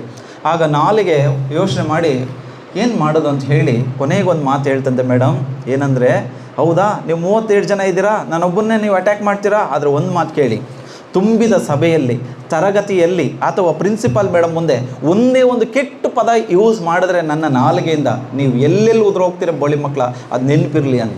ಆವಾಗಿಂದ ಹಲ್ಲು ಮತ್ತು ನಾಲಿಗೆ ಎಂದೂ ಸಹ ಅವು ಜಗಳ ಮಾಡ್ಕೊಂಡಿಲ್ವಂತೆ, ಹೊಂದಾಣಿಕೆ ಮೇಲೆ ಹೋಗ್ತಾ ಇದೆಯಂತೆ. ಎಂಥ ಅದ್ಭುತ. ನಾಗಮಂಗಲಕ್ಕೆ ದಾರಿ ಯಾವುದು ಅಂದರೆ ನಾಲ್ಗೇನೇ ದಾರಿ ಅಂತ ಹೇಳಿ. ಎಸ್, ಎಂಥ ಅದ್ಭುತವಾದಂಥ ಒಂದು ಮಾತುಗಳನ್ನು ನಮ್ಮ ಜನಪದರು ಕಟ್ಟಿಕೊಟ್ಟಿದ್ದಾರೆ ಅಂತ ಹೇಳಿ. ಮೌಖಿಕ ಸಂವಹನ ಅಂತ ಹೇಳಿ. ಹಾಗಾಗಿ ಮೌಖಿಕ ಸಂವಹನ ಅಂದರೆ ಬಾಡಿ ಲ್ಯಾಂಗ್ವೇಜ್. ಈಗ ನಾನು ಮಾತಾಡ್ತಾ ಎರಡು ಶರ್ಟ್ ಜೇಬಿಗೂ ಅಥವಾ ಪ್ಯಾಂಟ್ ಜೇಬಿಗೂ ಕೈ ಇಟ್ಕೊಂಡು, ಇನ್ನು ಕೆಲವರು ಇರ್ತಾರೆ ಮಾತಾಡ್ಬೇಕಾರೆ ಈ ಡಯಾಸ್ನ 2 ಕೈ ಹಿಡ್ಕೊಂಬಿಟ್ಟು ಇತ್ತಾಗ ಮೇಲೆ ನೋಡಿಬಿಟ್ರೆ ನಿಮ್ಗೆ ಏನಾರ ಆಗೋಲಿ, ಈ ದೇಶನೇ ಪ್ರಳಯ ಆಗೋಲಿ, ಇತ್ತಾಗ ನೋಡೋದಿಲ್ಲ. ನಾನು ಯಾಕೆ ನಿಮ್ಮನ್ನೆಲ್ಲ ನೋಡ್ತಾ ಇದ್ದೀನಿ? ನಾನು ಹೇಳಿದೆ body language is more important ಅಂತ ಹೇಳಿ. ಪಂಚ ಪಾಂಡವರು ಅಂದೆ, ನೋಡ್ಕೋಬೇಕು ಮೇಲೆ, ಇಲ್ಲಿ ಲಿಸನ್, ಹೌದಲ್ವಾ? ಪಂಚ ಪಾಂಡವರು. ಹಾಗಾಗಿ ಶ್ರೀಕೃಷ್ಣ ಅಂದೆ ಇಲ್ಲಿ. ಓಕೆ, ನಾನು ಸುಮ್ಮನೆ ಶ್ರೀಕೃಷ್ಣ ಅಂದ್ಬಿಟ್ಟು ಹಿಂಗೆ ಅಂದಿಲ್ಲ. ಹಾಗಾಗಿ ಶ್ರೀಕೃಷ್ಣ ಅಂದ್ಬಿಟ್ಟು ಹಿಂಗಂದ್ರೆ ಎಸ್ ಮಾಸ್ಟ್ರು ಹೋಗಿಲ್ಲ ಬೆಳಗ್ಗೆ ಪಾಪ, ಅದಾಯ್ತಲ್ಲ, ಅವ್ರನ್ನ ಬೇಗ ಕಳಿಸ್ಕೊಡಿ ಅಂಥೇಳಿ ದ್ವಯರು ಅದಾಯ್ತಲ್ವ, ತಪ್ಪಾಗ್ಬಿಡ್ತದೆ. ಆದ್ದರಿಂದ ನಾನೇನು ಮಾಡ್ತಾ ಇದ್ದೇನೆ, ಪಾಂಡವರು ಅಂತ ಹೇಳಿಬಿಟ್ಟು ಸುಮ್ಮನೆ ಹೀಗೆ ಹೇಳಲಿಲ್ಲ, ಎಸ್ ಪಂಚ ಪಾಂಡವರು ಅಂದೆ. ಇಲ್ಲಿ 5 ಜನರನ್ನು ಅದು ಇಂಡಿಕೇಟ್ ಮಾಡ್ತಾ ಇದೆ. ನನ್ನ ದೇಹ ನನ್ನ ಭಾಷೆಗನುಗುಣವಾಗಿ ನಿಮಗೆ ಸೂಚನೆಗಳನ್ನು ತಲುಪಿಸ್ತಾ ಇದೆ. ಆಗ ನಿಮಗೆ ಕೇಳುವಂಥವನಿಗೆ ಆಸಕ್ತಿ ಜಾಸ್ತಿ ಆಗ್ತದೆ, ಕ್ಯೂರಿಯಾಸಿಟಿ ಜಾಸ್ತಿ ಆಗ್ತದೆ, ಮೆಮೊರೈಸ್ ಆಗ್ತಕ್ಕಂಥ ಶಕ್ತಿ ಜಾಸ್ತಿ ಆಗ್ತಾ ಹೋಗುತ್ತೆ. ಅದಕ್ಕೆ ಬಾಡಿ ಲ್ಯಾಂಗ್ವೇಜ್ ಮೋರ್ ಇಂಪಾರ್ಟೆಂಟ್. ಉತ್ತರ ಭಾರತದ ಒಬ್ಬರು ಪ್ರಭಾವಿ ರಾಜಕಾರಣಿಗಳು ಬರ್ತಾರೆ, BGS ಮಠದಲ್ಲಿ ಸ್ವಾಮೀಜಿಗಳ ಮುಂದೆ ಕುಳಿತುಕೊಳ್ತಾರೆ. ಹೇಗೆ ಕುಳಿತುಕೊಳ್ಬೇಕಂತ ಗೊತ್ತಿಲ್ಲ, ಅವರ ಮುಂದೆ ಮೇಲೆ ಕಾಲು ಹಾಕಿ ಕೂತ್ಕೊಳ್ತಾರೆ. ನಾಳೆ ಪತ್ರಿಕೆಯಲ್ಲಿ ದೊಡ್ಡದಾಗಿ ಬಂತು, ಎಸ್ ಸ್ವಾಮೀಜಿಗೆ ಅಗೌರವ ತೋರಿದ್ರು ಇವರು ಅಂತ ಹೇಳಿ. ಯಾಕೆಂದರೆ ಅದು ಕಾಮನ್ ಅವರಿಗೆ. ಆದರೆ ನಾನು ಯಾರ ಮುಂದೆ ಇದ್ದೀನಿ ಅನ್ನೋದು ನಿಮಗೆ ಅರಿವಾಗಬೇಕಂದ್ರೆ ಎಸ್ ಕಮ್ಯುನಿಕೇಷನ್ ಬೇಕಾಗ್ತದೆ. ನಮ್ಮ ಮುಂದೆ ಪ್ರಿನ್ಸಿಪಲ್ ಮೇಡಮ್ ಇದ್ದಾರೆ, ನನ್ನ ಮುಂದೆ ನನ್ನ ತಂದೆ ಇದ್ದಾರೆ, ನನ್ನ ಮುಂದೆ ನನ್ನ ತಾಯಿ ಇದ್ದಾರೆ. ನಾನು ಹೇಗೆ ಕೂರಬೇಕು? ನೀನು ಒಬ್ಬನೇ ಇದ್ದಾಗ ಸೋಫಾ ಮೇಲೆ ಹೇಗೆ ಬೇಕಾದ್ರೂ ಬಿದ್ದು ಹೊರಳಾಡ್ಬೋದೇನೋ ನನಗೆ ಗೊತ್ತಿಲ್ಲ. ಆದರೆ ಮನೆಗೆ ಹಿರಿಯರು ಪೂರ್ವಿಕರು ಬಂದಾಗ ಅವ್ರ ಮುಂದೆ ಹೇಗಿರಬೇಕು ಅನ್ನೋದನ್ನು ಬಾಡಿ ಲ್ಯಾಂಗ್ವೇಜ್ ಹೇಳ್ಕೊಡುತ್ತೆ. ಹಾಗಾಗಿ ಒಬ್ಬ ಪೊಲೀಸ್ಮನ್ ನಿಮ್ಮನ್ನೇನು ಹೊಡಿಬೇಕಾಗಿಲ್ಲ. ಒಬ್ಬ ಟೀಚರ್ ಕೋಲ್ ತಗೊಂಡು ಇಡೀ ಕ್ಲಾಸನ್ನು ಹೊಡ್ಕೊಂಡು ಬರಬೇಕಾಗಿಲ್ಲ. ಟೀಚರ್ ಎಂಟ್ರಿ ಆಗ್ತಿದ್ದಂಗೆ ಇಡೀ ಕ್ಲಾಸ್ ಸ್ಟನ್ ಆಗುತ್ತೆ. ಅದು ಅವರ ಬಾಡಿ ಲ್ಯಾಂಗ್ವೇಜ್ ಅದಾಯ್ತಲ್ಲ, ಅವರ ನಾಲೆಡ್ಜ್, ಅವರ ಕಮ್ಯುನಿಕೇಷನ್ ಸ್ಕಿಲ್ಸ್ ಮೇಲೆ ಇಡೀ ತರಗತಿ ಇಲ್ಲಿವರೆಗೆ ನಡ್ಕೊಂಡು ಬರ್ತಿದೆ. ಏನು ಮಿತ್ರ, ಆಕ್ಲಿಸ್ಬಾರ್ದು, ಗೊತ್ತಾಗ್ಬಿಡುತ್ತೆ ಎಲ್ಲ, ಅದಾಯ್ತಲ್ಲ, ಸಂಜೆ ಗಂಟೆ ಬದುಕಬೇಕು. ಅದರಿಂದ ದೇಹ ಭಾಷೆ ಇದನ್ನು ನಾನ್ ವರ್ಬಲ್ ಕಮ್ಯುನಿಕೇಷನ್ ಅಂತ ಕರಿತೀವಿ. ಅದರಿಂದ ನಮ್ಮ ಹುಡುಗ ಆಕ್ಲಿಸ್ದ ಅಂದರೆ ಅವನು ಮಲಿಕಬೇಕು ಅಂತ ಅದು ಇಂಡಿಕೇಶನ್ ಮಾಡ್ತಾ ಇದೆ. ಅಥವಾ ನಮ್ಮ ಈ ಒಂದು ಟಾಪಿಕ್ ನನ್ನ ತಲೆಗೆ ಹೋಗಲಿಲ್ಲ ಅಂದರೆ ಅದು ಹೇಳುತ್ತೆ. ರಾತ್ರಿ ಎಲ್ಲ ನಿದ್ದೆಗೆಟ್ಟಿದ್ರೆ ಅಥವಾ ನಾನು ಓದುವಂಥ ಸಬ್ಜೆಕ್ಟ್ ಮೇಲೆ ಅದು ಇಂಟ್ರೆಸ್ಟ್ ಇಲ್ಲ ಅಂದರೆ ಅದು ಇಂಡಿಕೇಷನ್ನ ಮಾಡುತ್ತೆ. ಅದು ಕೂಡ ಒಂದು ದೇಹದ ಭಾಷೆ, ದೈಹಿಕ ಭಾಷೆ, ದ ಬಾಡಿ ಲ್ಯಾಂಗ್ವೇಜ್. ಅದನ್ನು ಮುಖಭಾವವನ್ನು ಕಲಿಸಬೇಕಾದ್ರೆ ನೀವು ಭರತನಾಟ್ಯದವರನ್ನು ತಾವು ನೋಡಬೇಕು. ಕಣ್ಣುಗಳಲ್ಲೇ ಕಥೆಗಳನ್ನು ಹೇಳ್ತಾ ಇರ್ತಾರೆ, ಮೂಗಿನ ಹೊರಳೆಗಳಲ್ಲೇ ಅವರು ಕಥೆಗಳನ್ನು ಹೇಳ್ತಾ ಇರ್ತಾರೆ. ಹಾಗಾಗಿ ಕಣ್ಣನ್ನು ಮಿಟುಕಿಸುವಂತಹ ಇದರಲ್ಲೇ ರೌದ್ರಾವತಾರವನ್ನು ಅವರು ಹೇಳ್ತಾ ಇರ್ತಾರೆ. ಒಬ್ಬ ಟೀಚರ್ಗೆ, ಒಬ್ಬ ಸ್ಟೂಡೆಂಟ್ಗೆ ಮೋರ್ ಇಂಪಾರ್ಟೆಂಟ್. ಹಾಗಾಗಿ ಭೀಮ ದುರ್ಯೋಧನರ ಒಂದು ಕಥೆಯನ್ನು ಹೇಳ್ತಾ ಇರಬೇಕಾದ್ರೆ ಮೆಲ್ಲಗೆ ಹೇಳಲಿಕ್ಕಾಗತ್ತಾ? ಈ ಭೂತ ಎನ್ನ ಸೊರಂಗಿ ಹೇಳ್ದೋಡಲ್ಲದೆ ಪೊರ ಮಾಡುವವನಲ್ಲ, ಇವನಿಗಾನ ಬದ್ಧ ಬ್ರಕುಟಿಯ ಹಿಂಗೆ ಹೇಳಿದ್ರೆ ಇಡೀ ಕ್ಲಾಸು ಮಲ್ಗೋಗ್ಬಿಡುತ್ತೆ. ಏನು ಓದಿದ್ದೀನಿ? ದ್ರೌಪದಿ ವಸ್ತ್ರಾಭರಣ ಯಾರು ಮಾಡಿದ್ರು ಅಂದರೆ, ಅಯ್ಯೋ ನಮ್ಮ ಮಾಸ್ಟರ್ ಅರ್ಧ ಮಾಡಿದ್ರು, ಜಾಕೀರ್ ಸರ್ ಬಂದು ಪೂರ್ತಿ ಮಾಡಿದ್ರು ಅಂದಂಗೆ ಆಗ್ಬಿಡುತ್ತೆ.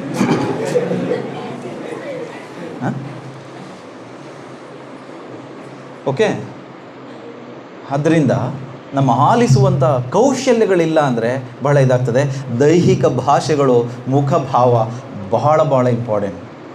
ಒಬ್ಬ ಭರತನಾಟ್ಯ ಪ್ರವೀಣನಿಗೆ ಮುಖಭಾವ ಇಲ್ಲ ಅಂದರೆ ಆತ ತನ್ನ ಒಂದು ಆಂಗಿಕ ಚಲನೆಯಲ್ಲಿ ಏನನ್ನೂ ಸಹ ಎಕ್ಸ್ಪ್ರೆಸ್ ಮಾಡಲಿಕ್ಕೆ ಆಗೋದಿಲ್ಲ. ಈ ಭೂಮಿ ಇದೆಯಲ್ಲ, ಎಸ್, ನನ್ನ ಹತ್ರ ಕೈಲಿ ಭೂಮಿ ಇಲ್ಲ, ಲಿಸನ್, ನನ್ನ ಹತ್ರ ಇಲ್ಲ. ಆದರೆ ನಾನೇನು ಮಾಡ್ತಾ ಇದ್ದೀನಿ, ಅದು ದುಂಡಾಗಿದೆ ಅನ್ನೋದನ್ನು ನನ್ನ ದೈಹಿಕ ಭಾಷೆಯಲ್ಲಿ ಒಂದು ಬಾಡಿ ಲ್ಯಾಂಗ್ವೇಜ್ ಮೂಲಕ ನಿಮಗೆ ಕಮ್ಯುನಿಕೇಟ್ ಮಾಡ್ತಾ ಇದ್ದೀನಿ. ಆಮೇಲೆ ನಾನೇನು ಮಾಡ್ತಾ ಇದ್ದೀನಿ ನೋಡಿ, ರೋಟೇಟ್ ಮಾಡ್ತಾ ಇದ್ದೀನಿ. ಭೂಮಿ ತನ್ನ ಅಕ್ಷದ ಸುತ್ತವೂ ಸುತ್ತುತ್ತೆ ಮತ್ತು ಸೂರ್ಯನ ಸುತ್ತುತ್ತೆ ಅಂತ ಹೇಳ್ತಕ್ಕಂಥದ್ದಲ್ಲ. ನಾನು ವಿತೌಟ್ ಇಂಟರ್ನೆಟ್ ನಿಮಗೆ ಜ್ಞಾನದ ಪರಿಜ್ಞಾನದಲ್ಲಿ ನಾನು ತಿಳಿಸ್ಕೊಡ್ತಾ ಇದ್ದೀನಿ. That's the real communication. ಅದೆಲ್ಲ ಆದಮೇಲೆ ಬರವಣಿಗೆಯ ಕೌಶಲ್ಯಗಳು ಇದ್ರ ಪುಸ್ತಕದಿಂದ ಬರ್ತದೆ, ಗೊತ್ತಾಯ್ತಲ್ವ? ಮತ್ತು ನೋಟ್ಸ್ಗಳನ್ನು ಬರೆಯೋದರಿಂದ, ಕಾಗದಗಳನ್ನು ಬರೆಯೋದರಿಂದ. ಭಾಳ ಹಿಂದೆ ನಮ್ಮ ಮೇಡಮ್ ಕಾಲದಲ್ಲೆಲ್ಲ ಪ್ರೇಮ ಪತ್ರಗಳನ್ನು ಬರಿತಾ ಇದ್ದೋ ತಂದೆ ತಾಯಿಗಳಿಗೆ. ಹೌದು, ಒಂದು ಪ್ರೇಮ ಪತ್ರ ಬರೀಲಿಕ್ಕೆ ನಿಮಗೆ ಆಗ್ತದ? ಅದೇನಾರು ಇರಲಿ, ಡಿಗ್ರಿ ಮಕ್ಕಳು ಮುಕ್ತವಾಗಿ ಮಾತನಾಡಿ. ವಾಟ್ಸಪ್ನಲ್ಲಿ ಉಚ್ಕೊಂಡು ಕೂತಿರ್ತೀರ, ಆಧಾರ್ ಕಾರ್ಡು ನಿಮ್ಮ ಬೆರಳಲ್ಲಿ ಅಚ್ಚು ತೊಗೊಳ್ತಾ ಇಲ್ಲ, ಆ ಮಟ್ಟಿಗೆ ಉಜ್ಜಿದ್ದೀರಾ. ಇಲ್ಲ ಬೆರಳು ಸೌದೋಗ್ಬಿಡ್ಬೇಕು, ಇಲ್ಲಾಂದರೆ ನಿಮ್ಮ ಸ್ಕ್ರೀನ್ ಗಾರ್ಡ್ ಸೌದೋಗ್ಬಿಡ್ಬೇಕು. ಹಾಗೆ ಉಜ್ಜಿ 4 ಲೈನು ಒಂದು ಪ್ರೇಮ ಕವಿತೆಯನ್ನು ಬರೆಯೋಕ್ಕಾಗೋದಿಲ್ಲ. ಎಲ್ಲೋ ಕದ್ದಿರು ಮಾಲ್, ಅದು ಚಾಟ್ ಜಿಪಿಟಿಗೆ ಹೋಗ್ಬಿಟ್ಟಿದ್ದೀರಿ. ಎಂಥ ದರವೇಸಿ ಜೀವನ ನಮ್ಮದು, ಇದಾಯ್ತಲ್ವಾ? ಓಕೆ, ಹಾಗಲ್ಲ, ಓಕೆ. ಇದ್ದಳು ಒಬ್ಬಳು ಲೇಡಿ, ಇದು ನಂದಲ್ಲ, ಸುಮ್ಮನೆ ನಾನು ಡಿಗ್ರಿಲಿದ್ದಾಗ ಬರೆದಿದ್ದು, NSS ಅಲ್ಲಿ ಹೋದಾಗ ಇರೋದು. ಇದು ನಿಮಗೋಸ್ಕರ ಹೇಳಿದ್ದು, ಕಮ್ಯುನಿಕೇಷನ್ಗೆ ಇದೆಲ್ಲ ಸುಮ್ಮನೆ ಇದು ಅಷ್ಟೇ. ಅವತ್ತಿನ ಕವನಗಳು ಹೇಗೆ ಹುಡ್ತಾ ಇದ್ದೋ ಅನ್ನೋದಕ್ಕಷ್ಟೇ. ಇದ್ದಳು ಒಬ್ಬಳು ಲೇಡಿ, ಸುಂದರವಾಗಿತ್ತು ಅವಳ ಬಾಡಿ, ಆಯ್ತಲ್ವಾ? ನನ್ನೊಡನೆ ಬಂದು ಹೇಳಿದಳು, ನೀವು ತೆಗೆದುಕೊಳ್ಳಿ ಒಂದು ಯಮಹ ಗಾಡಿ, ಅದಕ್ಕಾಗಿ ನಾ ಮಾರಿದೆ ನಮ್ಮ ಅಪ್ಪನ ಎತ್ತಿನ ಗಾಡಿ. ನನ್ನ ಜೊತೆ ಆಡಿ ಪಾಡಿ ಓಡಿ ಹೋದಳು ಇನ್ನೊಬ್ಬನ ಕೂಡಿ, ಅದಕ್ಕಾಗಿ ಬೆಳೆಸಿರುವೆ ಈ ದಾಡಿ ಅಂತ ಬರೆದವನು. ಸುಮ್ಮನೆ ಅವತ್ತಿನ ಕಾಲಕ್ಕೆ ತಮಾಷೆಗೆ NSSನಲ್ಲಿ ಬರೀತಿದ್ದಂಥ ಅನಿಗಮನಗಳು ಇದೆಲ್ಲ. ನೀವು ಕವಿತೆಗಳನ್ನು ಬರಿಬೇಕಾದ್ರೆ ಬೇಂದ್ರೆಯವ್ರನ್ನ ನೋಡಿ, ನೀವು ಕವಿತೆಗಳನ್ನು ಬರಿಬೇಕಾದ್ರೆ ಕುವೆಂಪು ಅವ್ರನ್ನ ನೋಡಿ, ನೀವು ಕವಿತೆಗಳನ್ನು ಬರಿಬೇಕಾದ್ರೆ ಕನ್ನಡದ ಅಸಾಧ್ಯವಾದಂಥ ದಿಗ್ಗಜರ ಸಾಹಿತ್ಯವನ್ನು ಓದಿದರೆ ಸಾಕು, ನೀವು ಈ ಪ್ರಪಂಚವನ್ನೇ ಮೈ ಮರೆತು ಬಿಡ್ತೀರಾ. ಅಂಥ ಅದ್ಭುತವಾದಂಥ ಸಿರಿ ಸಾಹಿತ್ಯವನ್ನು ಕನ್ನಡದಲ್ಲಿ ಕಟ್ಟಿಕೊಟ್ಟಿದ್ದಾರೆ. ಜಗತ್ತೇ ನಿಬ್ಬೆರಗಾಗಬೇಕು ಅಂಥ ಅದ್ಭುತವಾದಂಥ ಸಾಹಿತ್ಯವನ್ನು ಕಟ್ಟಿಕೊಟ್ಟಿದ್ದಾರೆ ನಮ್ಮಲ್ಲಿ, ಹೌದಲ್ಲ? ಅಯ್ಯ, ನಿಮ್ಮ ಮರ್ತೀರೇನ್ರೋ? ಹೌದಾ? ಎಸ್ ಒಂದು ನಿಮಿಷ ಹಾಕೋಬಿಡ್ತೀನಿ. ಪುಸ್ತಕಗಳು ಮತ್ತು ಇಮೇಲ್ ಬರವಣಿಗೆಗಳು. ಇಮೇಲ್ ಬರೆಯೋದು, ಓಕೆ. ನಿಮ್ಮ ಬರವಣಿಗೆ ಅದ್ಭುತವಾಗಿತ್ತಂದರೆ ಆತ ಓದ್ತಾ ನನಗೆ ಆನಂದ ಆಗ್ತದೆ. ಬರೆದ ತಕ್ಷಣವೇ ಅವನಿಗೆ ಅಯ್ಯೋ ಯಾರಪ್ಪ ಬರೆದಿರೋದು ಅದಲ್ವ, ಆನ್ಸರ್ ಪೇಪರ್ ನೋಡಿದಾಗ ಹೊಟ್ಟೆವರು ಇತ್ತಲ್ಲ, ಹಾಗೆ ಇತ್ತಲ್ವ. ಸುಮಾರು ವರ್ಷಗಳ ಫೇಲ್ ಆಗಿದ್ದವನು ಕೊನೆಯಲ್ಲಿ 2 ಸಾಲು ಬರೆದಿದ್ದಂತೆ.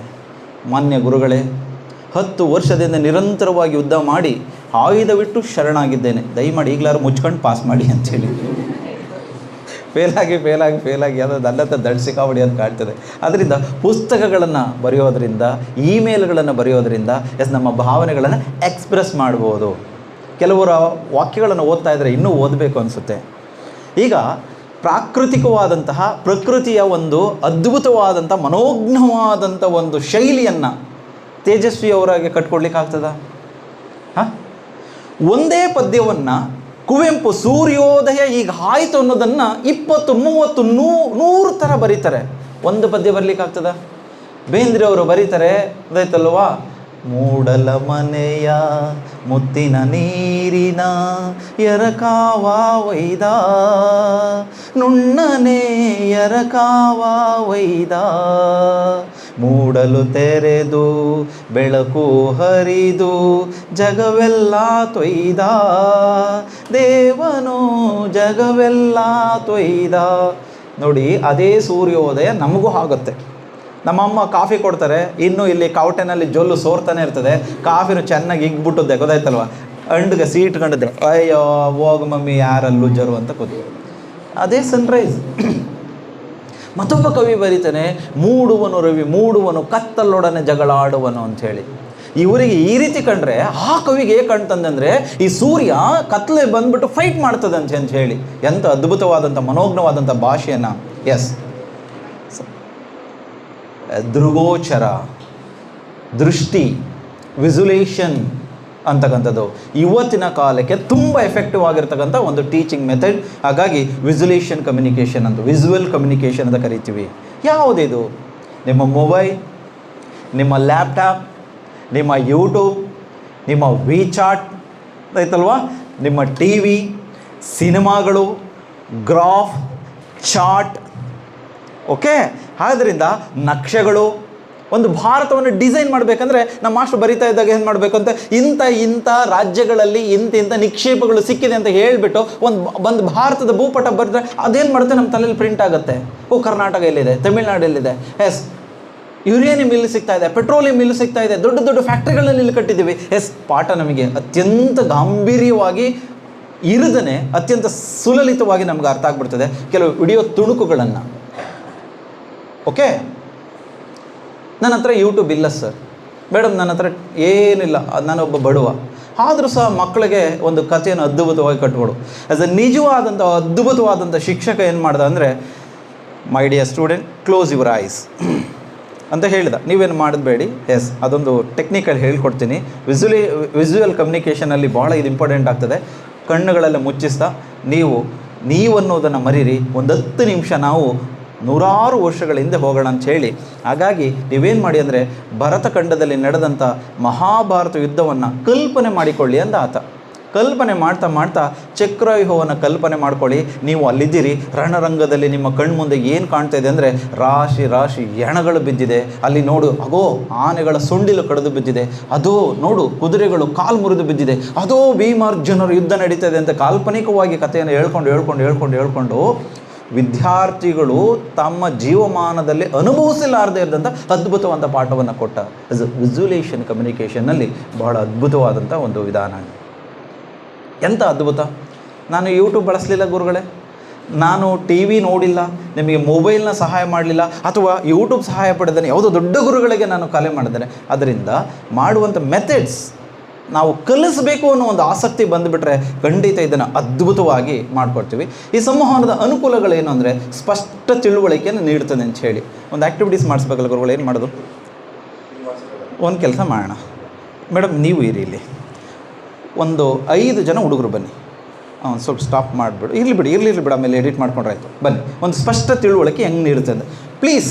ಹಿಂಗೆ ಸಂಕೋಚ ಬಿಡ್ರಿ, ಈ ಜನ್ಮದಲ್ಲಿ ಉದ್ಧಾರ ಆಗಲ್ಲ ನೀವು. ಇದಾಯ್ತಲ್ವ, ದುಡ್ಡು ನಿಮ್ಮದು, ಫೀಸ್ ಕಟ್ಟಿದ್ದೀರಿ, ಈ ಮೈಕು ನಿಮ್ಮದು ಇವತ್ತಿನ ಕಾಲಕ್ಕೆ, ಹೌದಾ? ನನಗೂ ದುಡ್ಡು ಕೊಡ್ತಾ ಇದ್ದೀರಿ, ಅದು ನಿಮ್ಮದೇ. ಆ ಫೀಸಲ್ಲಿ ಸ್ವಲ್ಪ ಎತ್ತು ಕೊಡ್ತಾ ಇದ್ದಾರೆ. ಖಂಡಿತ ನಾನು ಇಷ್ಟೇಳು ಬರಲಿಲ್ಲ ಅಂದರೆ ನೀವು, ಗೊತ್ತಾಯ್ತಲ್ವಾ, ನಾನು ಇನ್ಯಾವ ಇದರಲ್ಲಿ ಬೈಲಿ. ಆದ್ದರಿಂದ ಯಾರು ಹೇಳ್ಬೇಡಿ ಮೇಡಮ್, ಒಂದು 5 ಜನ ಬನ್ನಿ. ನೀವು ಬನ್ರೋ, ನಾನು ಇದ್ದೀನಿ ಬನ್ರೋ, ತಲೆ ಕೆಡಿಸ್ಕೊಬೇಡ. ಎಸ್ ಪ್ಲೀಸ್, ಹೊರಗಡೆ ಒಂದು ಆ್ಯಕ್ಟಿವಿಟೀಸ್ ಮಾಡಿಸೋಣ, ಇದೊಂದು ಇಲ್ಲಿ ಮಾಡಿಸೋಣ. ಎಸ್, 5 ಪ್ರಕಾರ ನಿಂತ್ಕೊಳ್ಳಿ, ಭುಜದಲ್ಲಿ. ಎಸ್ ಪ್ಲೀಸ್, ಬನ್ರಿ, ಏನಿಲ್ಲ, ಸಂಕೋಚ ಪಡಬೇಡಿ. ನನ್ನ ಜೊತೆ ಬರ್ತೀರಾ, ಕಲಿತೀರಾ, ನನ್ನ ಜೊತೆ ಬರ್ತೀರಾ, ಸಂಕೋಚ ಬಿಡ್ತೀರಾ, ನನ್ನ ಜೊತೆ ನನಗೇ ಇಲ್ಲ, ನಿಮಗೆ ಎಲ್ಲಿಂದ ಕೊಡಲಿ. ಆದ್ದರಿಂದ ಮಿತ್ರ ಈ ಕಡೆ ಬಂದ್ಬಿಟ್ಟು ನೀನು. ಎಸ್, ಹೈಟ್ ಆದವ್ರು ಆ ಕಡೆ ನಿಂತ್ಕೊಳ್ಳಿ. ಭುಜ ನೋಡ್ಕೊಡ್ರ ಸಾಕು, ಹೈಸ್ಕೂಲಲ್ಲಿ ಹೇಳ್ತಿರಲ್ಲ ಹಾಗೆ. Yes, good, okay fine. ನೋಡ, ನನಗೆ ಪ್ರೀತಿ ಜಾಸ್ತಿ ಆಗಿಬಿಟ್ಟಿದೆ. ಗೆಳೆಯ ನೀನು ಬಾರ ಏನಿಲ್ಲ. ಎಸ್ ಓಕೆ, ನೀನೊಬ್ಬ ಈ ಕಡೆ ತಿರುಗಿ, ಒಂದು ಸ್ವಲ್ಪ ದೊಡ್ಡದಾಗಿರೋ, ಒಂದು ಸ್ವಲ್ಪ ನೋಡಿ, ಒಂದು ಹೆಜ್ಜೆ ಈ ಕಡೆ ಬನ್ನಿ, ಲೆಫ್ಟ್, ಈ ಕಡೆ ಒಂದು ಹೆಜ್ಜೆ. ಎಸ್ ಒಂದು ಹೆಜ್ಜೆ ಭಾರಿ ಬೀಳ್ತೇನೆ ಭಯ ನೋಡಿ, ಎಂಥದ್ದು ಮರೆ, ಈ ಕಡೆ ತಿರುಗು ಮರೆ. ಎಸ್, ಮಾತಾಡಬಾರ್ದು. ನಾನು ಏನು ಆ್ಯಕ್ಟಿವಿಟೀಸ್ ಮಾಡಿ ತೋರ್ತೀನೋ ಅದನ್ನು ಅವ್ನು ತೋರ್ಬೇಕು. ಹೇಗೆ ಅಂದರೆ ಗೊತ್ತಾ, ನಾನೇನೋ ಮಾಡ್ತೀನಿ, ಈಗ ಅಂದ್ಬಿಟ್ಟು ಹಿಂಗೆ ಲಿಸನ್ ನೋಡಿ, ನೀವು ಅಂದ್ಕೊಳ್ಳಿ, ಅವ್ರು ಹಿಂಗೆ ತಟ್ಟಾಗ ಹಿಂದೆ ತಿರುಗ್ತಿರಲ್ಲ. ಎಸ್, ಓಕೆನೇನಪ್ಪ, ಮುಕ್ತವಾಗಿ ಮಾತಾಡು, ಏನು ಸಂಕೋಚ ಪಡ್ಬೇಡ. ಇವ್ರ ಗುಡ್ ನೇಮ್ ಹಿತೇಶ್. ಏನು ಸಂಕೋಚ, ಮೊದಲೇ ಗೊತ್ತಾಗಿದೆ ನನ್ನ ಹತ್ರ ಮಗಳಿಲ್ಲ ಅಂತ, ಆಯಿತಾ? ಮತ್ತು ನಾನೇನು ಕೊಡಲಿ? ಹಾಗಾಗಿ ಏನಿಲ್ಲ, ಕೊಟ್ಟರೆ ಒಂದು ಟೀ ಕೊಡಿಸ್ಬೋದು. ಈ ಬಟನ್ ಹಾಕು. ವಿದ್ಯಾರ್ಥಿಗಳು ಯಾವತ್ತಿದ್ರು ಹೀಗೆ ಇರಬೇಕು. ಎಸ್, ಶಕೆ ಇರಲಿ, ಅಡ್ಜಸ್ಟ್ ಮಾಡ್ಕೊಳ್ಳೋಣ. ಹಿತೇಶ್ ಓಕೆನಾ, ಡನ್ನಾ? Are you free? ಎಸ್, ಬಾಪುಟ ಇಲ್ಲಿ ಬೈಲಿ ಕಮ ಇಡ್ಕೊಂಡು ಸ್ವಲ್ಪ ಇಡ್ಕೊ ಹಿಂಗೆ. ಎಸ್, ರೆಡಿನಾ? ಈ ಕಡೆ ನೋಡಬಾರ್ದು, ನೀವು ಯಾರೂ ನೋಡಬಾರ್ದು. ಎಸ್, ನಾನೇನು ಆ್ಯಕ್ಟಿವಿಟೀಸ್ ಮಾಡ್ತೀನಿ ಅದನ್ನು ಅವನಿಗೆ ತೋರಬೇಕು, ನೀವು ಮಾತಾಡೋಂಗಿಲ್ಲ. ಮೇಡಮ್ ಓಕೆನಾ, ಡನ್ನಾ? S, listen year.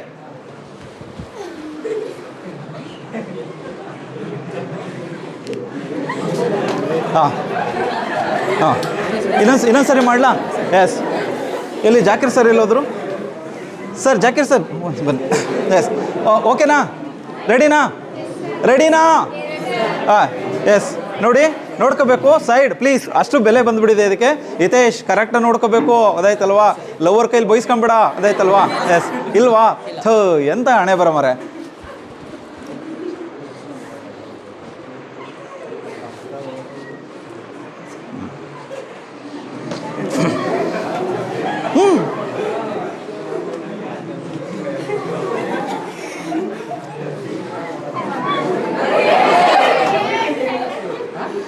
ಬಾಯಲ್ಲಿ ಮಾತಾಡಬಾರ್ದು. ಸು ಎಲ್ ಹಿತೇಶ್ ನಿಂತ್ಕೊ, ಹೇಳ್ತೀನಿ ನಿಂತ್ಕೊ ಈ ಕಡೆ. ಹಿತೇಶ್ ನೀನು ಆ ಕಡೆ ಹೋಗ್ಬಿಡು, ನೀವು ಈ ಕಡೆ ಬಂದ್ರೋ ಇಲ್ಲಿ. ಹೀಗೆ ಎಸ್, ಈಗ ತಿರುಗಿ, ಆಯಿತು ಈಗ ತಿರುಗಿ, ಹೋಗು ಸ್ವಲ್ಪ. ಎಸ್ ಎಸ್, ಬೈಲಿ ಎಸ್ ಎಸ್, ಇಲ್ಲಿ ನೋಡಿ. ಎಸ್, ಉದಾಹರಣೆ ನಾನಪ್ಪ. ಎಸ್, ಅವನು ಏನು ಮಾಡ್ತಾನೆ ಅದನ್ನು ನೀವು ಮಾಡಬೇಕಷ್ಟೇ. Okay, ready? ನೋಡ್ಕೊಂಡ್ರಾ? ಹಿಂಗೆ ಅಂದ ತಕ್ಷಣ ಗರಕ್ಕಂತ ತಿರುಗಿಬಿಡ್ಬೇಕು. ಅವನೇನೋ ಮಾಡ್ತಾನೆ ಅದನ್ನು ತೋರ್ಬೇಕಷ್ಟೇ. Okay, Hitesh ready? Hitesh sir ಇನ್ನೊಂದು ಸರಿ ಮಾಡ್ತಾಯಿದ್ದೀನಿ ನಿಮಗೋಸ್ಕರ, ಹಿತೇಶ್ಗೋಸ್ಕರ, ಅವ್ನ ಲವ್ಗೋಸ್ಕರ ಮಾಡ್ತಾಯಿದ್ದೀನಿ ಸರ್. ಇದಾಯ್ತು. ಎಸ್, ನಾನು ಸಂಕೋಚದ ಪ್ರಾಣಿ, ಆದರೂ ಸಹ ಸಂಕೋಚ ಬಿಟ್ಟು ನನ್ನ ಕಾಣ್ದಿರೋ ಪರವಾಗಿ ಇವ್ನು ತೋರ್ಬಿಡಪ್ಪ, ನನಗೆ ಮದುವೆ ಮಕ್ಕಳೆಲ್ಲ ಆಯಿತು. ಅದಾಯ್ತಲ್ವ? ಎಸ್, ರೆಡಿನಾ? ರೆಡಿ ನಾನು ಹಿತೇಶ್? ಅದಾಯ್ತಲ್ವಾ ಮೇಡಮ್?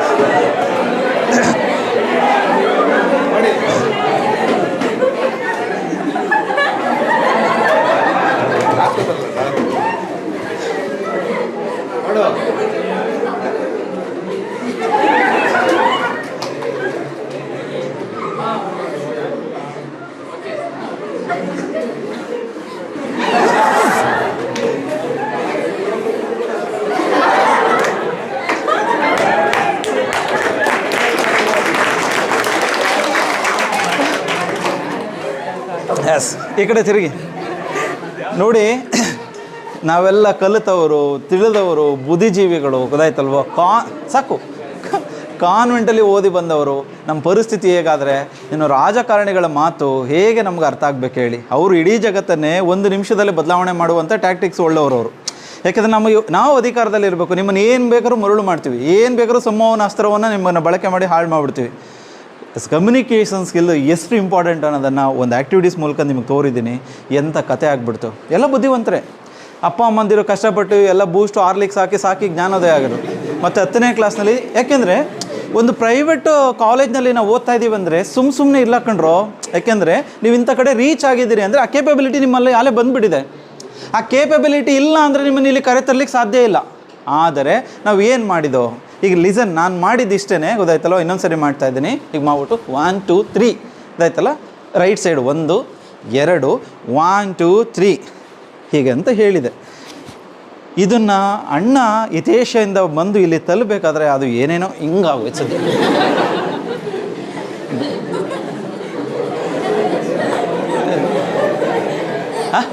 ಹಾಗಾಗಿ ಎಸ್, ಒಂದು ಕಮ್ಯುನಿಕೇಷನ್ನ ಸ್ಪಷ್ಟ ತಿಳುವಳಿಕೆ ಇಲ್ಲ ಅಂದರೆ ನನ್ನ ಗುರುಗಳು, ನನ್ನ ಮೇಡಮ್ ಮಾಡಿದಂಥ ಪಾಠ ಕೊನೆ ಅವನಿಗೆ ಹೆಂಗೆ ಮುಟ್ಟುತ್ತೆ ಅನ್ನೋದು ಇದರಲ್ಲೇ ಆಗುತ್ತದೆ. ನಿಮ್ಮ ಒಂದು ಹೈ ಕಾಂಟ್ಯಾಕ್ಟ್ ಇದಾಯ್ತಲ್ವ? ನಿಮ್ಮ ದೇಹ, ನಿಮ್ಮ ಮನಸ್ಸು ಕರೆಕ್ಟಾಗಿಲ್ಲ ಅಂದರೆ ನಿಮ್ಮ ಪಾಠ ಪ್ರವಚನಗಳು ಹೇಗೆ ಅರ್ಥ ಆಗ್ತದೆ ಅಂತ ಹೇಳಿ. ನೆವರ್, ಸಾಧ್ಯನೇ ಇಲ್ಲ. 1947ರಲ್ಲಿ ಏನಾಗಿತ್ತು ಅಂದರೆ 1947 ಆಗಿತ್ತಂತ. ಆವತ್ತೇನಾಗಿತ್ತು ನನಗೇನು ಗೊತ್ತು ಸರ್, ನಾನು ಈಗ ಹುಟ್ಟೀನಿ ರೀ ಅಂತ. ಓಕೆ, ಆದ್ದರಿಂದ ನೀವು ಯಾವತ್ತಿದ್ರೂ ಅಷ್ಟೇ. ಎಸ್, ಇವ್ರಿಗೊಂದು ಧನ್ಯವಾದ ಹೇಳ್ಬಿಡೋಣ. Yes, thank you bye. NSS class in chorus begin. Stop, ಸಾಕು, ಕೂತ್ಕೊಳ್ಳಿ. ಹೀಗೆ ಹೇಳಿ ಕಮ್ಯುನಿಕೇಷನ್ ಅಂತಕ್ಕಂಥದ್ದು ನಮ್ಮ ಲೈಫಲ್ಲಿ ಎಷ್ಟು ಇಂಪಾರ್ಟೆಂಟ್. ಆಮೇಲೆ ಚರ್ಚೆ ಗೆಳೆಯ, ಇನ್ನೂ ಇದೆ ಆ್ಯಕ್ಟಿವಿಟೀಸು, ಇನ್ನೊಂದಿದೆ ಭಾಳ ಅದ್ಭುತ, ಅದು ಮಜಾ. ಅದಂತೂ ಕೊನೆಯಲ್ಲಿ ಮಾಡಿಸ್ತೀನಿ. ಇಲ್ಲಿ ಜಾಗ ಇದ್ರೆ ಇಲ್ಲೇ ಮಾಡಿಸ್ಬೋದಾಗಿತ್ತು. ಇನ್ಕ್ಲೂಡಿಂಗ್ ಟೀಚರ್ ಇರ್ತಾರೆ, ಅದಾಯ್ತಲ್ಲ? ಮಿತ್ರ ಬಟನ್ ಹಾಕು, ಅದೆಲ್ಲ ಅಬ್ಸರ್ವ್ ಮಾಡ್ತಾ ಇರ್ತೀನಿ. ನೀ ರವಿಚಂದ್ರನ್ ನನಗೆ ಪ್ರೇಮಲೋಕ ತೆಗೆದಾಗ ನಾನು ಬರ್ತೀನಿ, ಅವಾಗ ಏನಾದ್ರು ಬಿಚ್ಕೊ ಓಡಾಡು. ಎಸ್, ಪ್ರತಿಯೊಂದು ಅಬ್ಸರ್ವ್ ಮಾಡ್ತಾ ಇರ್ತೀವಿ. ಇಲ್ಲ ಅಂದರೆ ಇದಕ್ಕೆ ಒಳ್ಳೆಯ ಕಮ್ಯುನಿಕೇಷನ್ ಆಗಲಿ ಸಾಧ್ಯ ಇಲ್ಲ. ಆದ್ದರಿಂದ ಕಮ್ಯುನಿಕೇಷನ್ ನಮ್ಗೆ ಏನು ಕೊಡುತ್ತೆ? ಸ್ಪಷ್ಟ ಸಂದೇಶಗಳನ್ನು, ಸ್ಪಷ್ಟ ತಿಳುವಳಿಕೆಗಳನ್ನು ಕೊಡ್ತದೆ. ಆದ್ದರಿಂದ ಕಮ್ಯುನಿಕೇಷನ್ ಬೇಕೋ ಬೇಡವೋ? ಡೆಲ್ಲಿನಲ್ಲಿ ಹೇಳೋದು ನಮ್ಮೂರಿಗೆ ಬರುವಷ್ಟರಲ್ಲಿ ಏನೇನೋ ಆಗಿಬಿಟ್ಟಿರುತ್ತೆ. ಓಕೆ, ಆದ್ದರಿಂದ ನಾವು ಅತ್ಯಂತ ಕಾರ್ಯಪ್ರವೃತ್ತರಾಗಿ ಅದನ್ನು ಸೆಳ್ಕೊಳ್ಬೇಕಾಗ್ತದೆ. ಸ್ವಯಂ ಅರಿವನ್ನು ಹೆಚ್ಚು ಮಾಡ್ತದೆ ಇದು ಅಂತ. ಯಾಕೆ? ನಾನು ಇಲ್ಲಿಗೆ ಬರಬೇಕಾದ್ರೆ ಎಷ್ಟು ಓದಬೇಕು? ಎಷ್ಟು ತಿಳ್ಕೊಳ್ಬೇಕು. ನಾನು ಸಂಕೋಚ ಪಟ್ಟಿದ್ರೆ ಆಯ್ತಿತ್ತು ಸರ್, ನಾನು ಸಂಕೋಚ ಬಿಟ್ಟರೆ ಆಗ್ತಿತ್ತೇನ್ರಪ್ಪ ಇದು? ಮೊದಲು ನಾನೇನು ಮಾಡಬೇಕು, ನನಗೆ ನಾನು ಪ್ರಾಕ್ಟಿಕಲಾಗಿ ಅದನ್ನು ಅನುಭವಿಸ್ಬೇಕು, ಎಂಜಾಯ್ ಮಾಡಬೇಕು. ಒಬ್ಬ ಶಿಕ್ಷಕ ತಾನು ಕಲಿಯದೆ ಮತ್ತೊಬ್ಬನಿಗೆ ಕಲಿಸಲಾರ. ಒಂದು ದೀಪ ತಾನು ಉರಿಯದೆ ಮತ್ತೊಂದು ದೀಪವನ್ನು ಬೆಳಗಲಿಕ್ಕೆ ಸಾಧ್ಯ ಇಲ್ಲ, ಹೌದಲ್ಲ? ಆದ್ದರಿಂದ ಸ್ವಯಂ ಉತ್ತಮ ಸಂಬಂಧಗಳನ್ನು ಸದೃಢಗೊಳಿಸ್ತದೆ. ಈ ಕಮ್ಯುನಿಕೇಷನ್ ಬಂದವರಿಗೆ ಜಗಳ ಇರೋದಿಲ್ಲ. ಅವರು ಯಾರನ್ನ ಯಾವ ಲೆವೆಲಲ್ಲಿ ಮಾತಾಡಿಸ್ಬೇಕು, ಎಲ್ಲಿ ಮಾತಾಡಿಸ್ಬೇಕು ಅಲ್ಲಿ ಮಾತಾಡಿಸ್ಬಿಟ್ಟು ಅದನ್ನು ಶಮನಗೊಳಿಸ್ತಾರೆ. ಇಲ್ಲಾಂದರೆ ಬೀದಿ ರಂಪಾಟ ಆಗ್ತದೆ ಅದು. ಆದ್ದರಿಂದ ಕಮ್ಯುನಿಕೇಷನ್ ಬೇಕಾಗ್ತದೆ. ವೃತ್ತಿಪರ ಬೆಳವಣಿಗೆನ ಹೆಚ್ಚಿಸ್ತದೆ. ವೃತ್ತಿಪರ ಅಂದರೆ ಏನಂದರೆ ನಮ್ಮ ಒಳಗಡೆ ಏನು ಶಕ್ತಿ ಇದೆ ಮೊದಲೇ ಅರ್ಥ ಮಾಡ್ಕೊಂಡ್ಬಿಡ್ತಾರೆ ಕಮ್ಯುನಿಕೇಷನ್ ಚೆನ್ನಾಗಿದ್ದವರು. ಅದಾಯ್ತಲ್ವಾ? ಹಾಡಾಡ್ತಾರ, ಪ್ರೇಯರ್ಗೆ ರೆಡಿ ಮಾಡಿ. ತುಂಬ ಡ್ರೆಸ್ ಎಲ್ಲ ಚೆನ್ನಾಗಿ ಮಾಡ್ತಾರಾ, ಅದಾಯ್ತಲ್ವ, ಅವರೆಲ್ಲ ಫ್ಯಾಷನ್ಗೆ ರೆಡಿ ಮಾಡಿ. ಉತ್ತಮವಾಗಿ ಹುಡುಗ ಮಾತನಾಡ್ತಾನೆ, ಆ್ಯಂಕರಿಂಗ್ ಕೊಡಿ. ಉತ್ತಮವಾಗಿ ಎಲ್ಲ ನಿಭಾಯಿಸ್ತಾನ, ಆತನಿಗೆ ನಾಯಕತ್ವವನ್ನು ಕೊಡಿ. ಸ್ವಲ್ಪ ದಷ್ಟಪುಷ್ಟವಾಗಿ ಓಡಾಡಿಕೊಂಡು ಎಲ್ಲ ತಳ್ಳಿರೋ ತೋರಣ ಕಟ್ತಾರ, ಸ್ಟೇಜ್ ಮ್ಯಾನೇಜ್ಮೆಂಟನ್ನು ಕೊಡಿ. ಏನೂ ಗೊತ್ತಿಲ್ಲದೇ ತುಂಬ ಸಾಫ್ಟಾಗಿರ್ತಕ್ಕಂಥವಳಿಗೆ ಸ್ಟೇಜ್ ಮ್ಯಾನೇಜ್ಮೆಂಟ್ ಕೊಟ್ಟಿದ್ರೆ ಅವ್ರ ಕತೆ ಮುಗೀತು. ಅವರೇನು ಮಾಡೋದಿಲ್ಲ, ವಾಯ್ಸೇ ಇಲ್ಲ, ಹಾಡಲಿಕ್ಕೆ ಬರೋದಿಲ್ಲ ಅಂದವ್ರಿಗೆ ಪ್ರೇಯರ್ ಕೊಟ್ಟರೆ ಉತ್ತವನಲ್ಲ ಬಿತ್ತವನು ಕೆಡಿಸ್ದ ಅಂಥೇಳಿ ಪ್ರಾರಂಭದಲ್ಲೇ ನಾವು ಹಾಳು ಮಾಡಿಬಿಡ್ತೀವಿ. ಆದ್ದರಿಂದ ಮೇಡಮ್ ಹೇಳಿದರು, ಭಾಳ ಸಂತೋಷ ಆಗ್ತದೆ. 10 ವರ್ಷದಲ್ಲಿ ಇಟ್ಟಂಥ ಹೆಜ್ಜೆ ಇವತ್ತು ಬೃಹದಾಕಾರವಾಗಿ ಬೆಳೆದಿದೆ. ಚೈನಾದ ಒಂದು ಮಾತಿದೆ ಸರ್, 1000 ಮೈಲಿಯ ಪ್ರಯಾಣವು ಮೊದಲ ಹೆಜ್ಜೆಯಿಂದಲೇ ಪ್ರಾರಂಭ ಅಂತ ಹೇಳಿ. ನಾನು ನನ್ನ ಗುರುಗಳನ್ನ ನೆನ್ಕೊಂಡೆ. ನಾನು ಅವರ ಜೊತೆ ಶಿಷ್ಯ ಆಗಿದ್ದದ್ದು 1999 ಕಾರ್ಗಿಲ್ ಯುದ್ಧದ ಸಮಯ. ಹಾಗಾಗಿ ಪುಟ್ಟಂಥ ಹೆಜ್ಜೆಗಳು ಇಲ್ಲಿವರೆಗೆ ನಿಂತಿದೆ, ಈಗೆಲ್ಲ ಮಾಡಿದೆ. ಹಾಗಾಗಿ ನೀವು ಅದನ್ನು ಸಂಬಂಧಗಳನ್ನು ಉತ್ತಮಪಡಿಸ್ತದೆ. ಅದು ಸಮಸ್ಯೆಗಳನ್ನು ಸುಗಮವಾಗಿ ಪರಿಹಾರ ಮಾಡಿಬಿಡುತ್ತೆ ಅದು, ಗೊತ್ತಾಯ್ತಲ್ವಾ? ಈಗ ಉದಾಹರಣೆಗೆ ಆಲಿಸುವಂಥ ಕೌಶಲ್ಯ ಇದೆ. ಡಾಕ್ಟ್ರ್ ಹತ್ರ ರೋಗಿ ಬರ್ತಾನೆ, ಏನು ಬಂದೆ, ಈಗ ಬಂದಿದ್ಯಾ, ನೀಗ ಹೋಗ್ಬಿಡ್ತೀಯ ನೀನು, ಗೊತ್ತಾಯ್ತಲ್ವಾ? ತಂದೆ ತಾಯಿ ಯಾರ್ಯಾರು ಹೇಳ್ಬಿಟ್ಟು ಬಂದಿದ್ಯಾ, ಏನು ಸಮಾಚಾರ, ಸಾಯಂಕಾಲ ಏನಾರು ಆಗ್ತೀಯಾ ಅಂದಾಟಿಗೆ ಅವನೇನು ಮಾಡ್ತಾನೆ ಅಂದರೆ, ಓಹೋ ನನ್ನ ವಯಸ್ಸು ಇಷ್ಟೇ, ನನ್ನ ಆಯುಸ್ಸು ಇಷ್ಟೇ, ಅಲ್ಲಿಗೆ ಮುಗಿದೆ. ಇನ್ನು ಕೆಲವು ಡಾಕ್ಟ್ರುಗಳಿರ್ತಾರೆ, ಸಾವಿನ ಹಾಸಿಗೆಯಲ್ಲಿ ಆತ ಇರ್ತಾನೆ, ನಾಳೆ ಹೊರಟೋಗ್ತಾನೆ ಅಂತ ಡಾಕ್ಟ್ರ್ ಗೊತ್ತು, ಆದರೆ ಹೇಳ್ತಾರೆ ನೀನು ಎದುರು ಬೇಡ, ನಾನಿದ್ದೀನಿ. ನಿಮ್ಮ ತಂದೆ ತಾಯಿಗಳಿದ್ದಾರೆ, ನಿಮ್ಮ ಚಿಕ್ಕಪ್ಪ ದೊಡ್ಡಪ್ಪರಿದ್ದಾರೆ, ನಿನ್ನ ಕುಟುಂಬ ಇದೆ, ಎಲ್ಲಕ್ಕಿಂತಲೂ ಬಹಳ ಮುಖ್ಯವಾಗಿ ನೀನು ನಂಬಿರುವ ದೈವ ಇದೆ. ನಾವೆಲ್ಲ ಇದು ನಿನ್ನ ಬಿಟ್ಕೊಟ್ಬಿಡ್ತೀವ. ಆದರೆ ಒಂದು ಕೆಲಸ, ಮಾನಸಿಕವಾಗಿ ರೆಡಿ ಮಾಡಿಬಿಟ್ಟು ನಾನೊಂದು 2 ಟ್ಯಾಬ್ಲೆಟ್ ಕೊಡ್ತೀನಿ, ಊಟ ಆದಮೇಲೆ ತೊಗೊಂಡ್ಬಿಡ್ತೀರಾ ಗೌಡ್ರೆ, ಅಮ್ಮ ತೊಗೊಳ್ತೀರಾ, ಅಕ್ಕ ತೊಗೊಳ್ತೀರಾ, ಏನಿಲ್ಲ, ಆರಾಮಾಗಿ ಒಳ್ಳೆ ಹಾಡು ಕೇಳ್ಕೊಂಡು ನಿದ್ದೆ ಮಾಡಿ. ಮನೋಬಲಕ್ಕಿಂತ ದೊಡ್ಡ ಬಲ ಯಾವುದೂ ಇಲ್ಲ. ಸಾವನ್ನೇ ಗೆಲ್ಲಿಸಿದ ಅದೆಷ್ಟೋ ವೈದ್ಯಾಧಿಕಾರಿಗಳು ನಮ್ಮಲ್ಲಿ ಇದ್ದಾರೆ ಆ್ಯಸ್ ಅ ಬೆಸ್ಟ್ ಕಮ್ಯುನಿಕೇಷನ್ ಸ್ಕಿಲ್ಸಿಂದ. ನೀನಾ 35 ತಗೊಂಡಿದ್ಯಾ ಮಗನೇ, ಓದೇ ಬಿಡು. ನಿಮ್ಮ ಅಪ್ಪನಿಗೆ ಹೇಳ್ಬಿಟ್ಟು ಅವಳನ್ನ ನೋಡ್ಬಿಟ್ಟು ಕಟ್ಕೊಂಡು ಹೋಗ್ಬಿಡತ್ತಿಗೆ ಬರಬೇಡ ನೀನು. ನಾಲಾಯಕ್ ನನ್ನ ಮಗ ನೀನು, ನನ್ನ ಕ್ಲಾಸಲ್ಲಿ ಕೂರ್ಲಿಕ್ಕೆ ನಾಲಾಯಕ್ ನೀನು, ಗೆಟ್ ಔಟ್ ಅಂತ ಏನಾದರೂ ಹೇಳಿದರೆ ನನ್ನಂಥ ಬ್ಯಾಡ್ ಟೀಚರ್ ಜಗತ್ತಲ್ಲಿ ಇಲ್ಲ, ದಯತಲ್ಲ. ಅದರಿಂದ ನಾನು 35-30 ತಗೊಂಡೆ ಬಂದವನು ಗೆಟ್ ಔಟ್ ಹಾಗೆ. ಆದರೆ ದೇವರ ದಯೆ ನನಗೆ ಸಿಕ್ಕಿದಂತೆ ಎಲ್ಲ ಗುರುಗಳು ಬೆನ್ನು ತಟ್ಟಿದ್ರು, ಇಲ್ಲ ಮತ್ತೆ ಪ್ರಯತ್ನ ಮಾಡೋಣ. ನಿಮ್ಗೆ ಗೊತ್ತಿಲ್ಲ, ನಮ್ಮ ಸರ್ ಅಡುಗೆ ಎಲ್ಲ ಮಾಡ್ತಾಯಿದ್ರು ಮಧ್ಯಾಹ್ನಕ್ಕೆ. ನಾವೇನು ಮಾಡ್ತಾಯಿದ್ದೆ ಅಂದರೆ ಆ ಅಡುಗೆನ ಈಸ್ಕೊಂಡು ಊಟ ಮಾಡಿಬಿಡ್ತಾಯಿದ್ದೋ.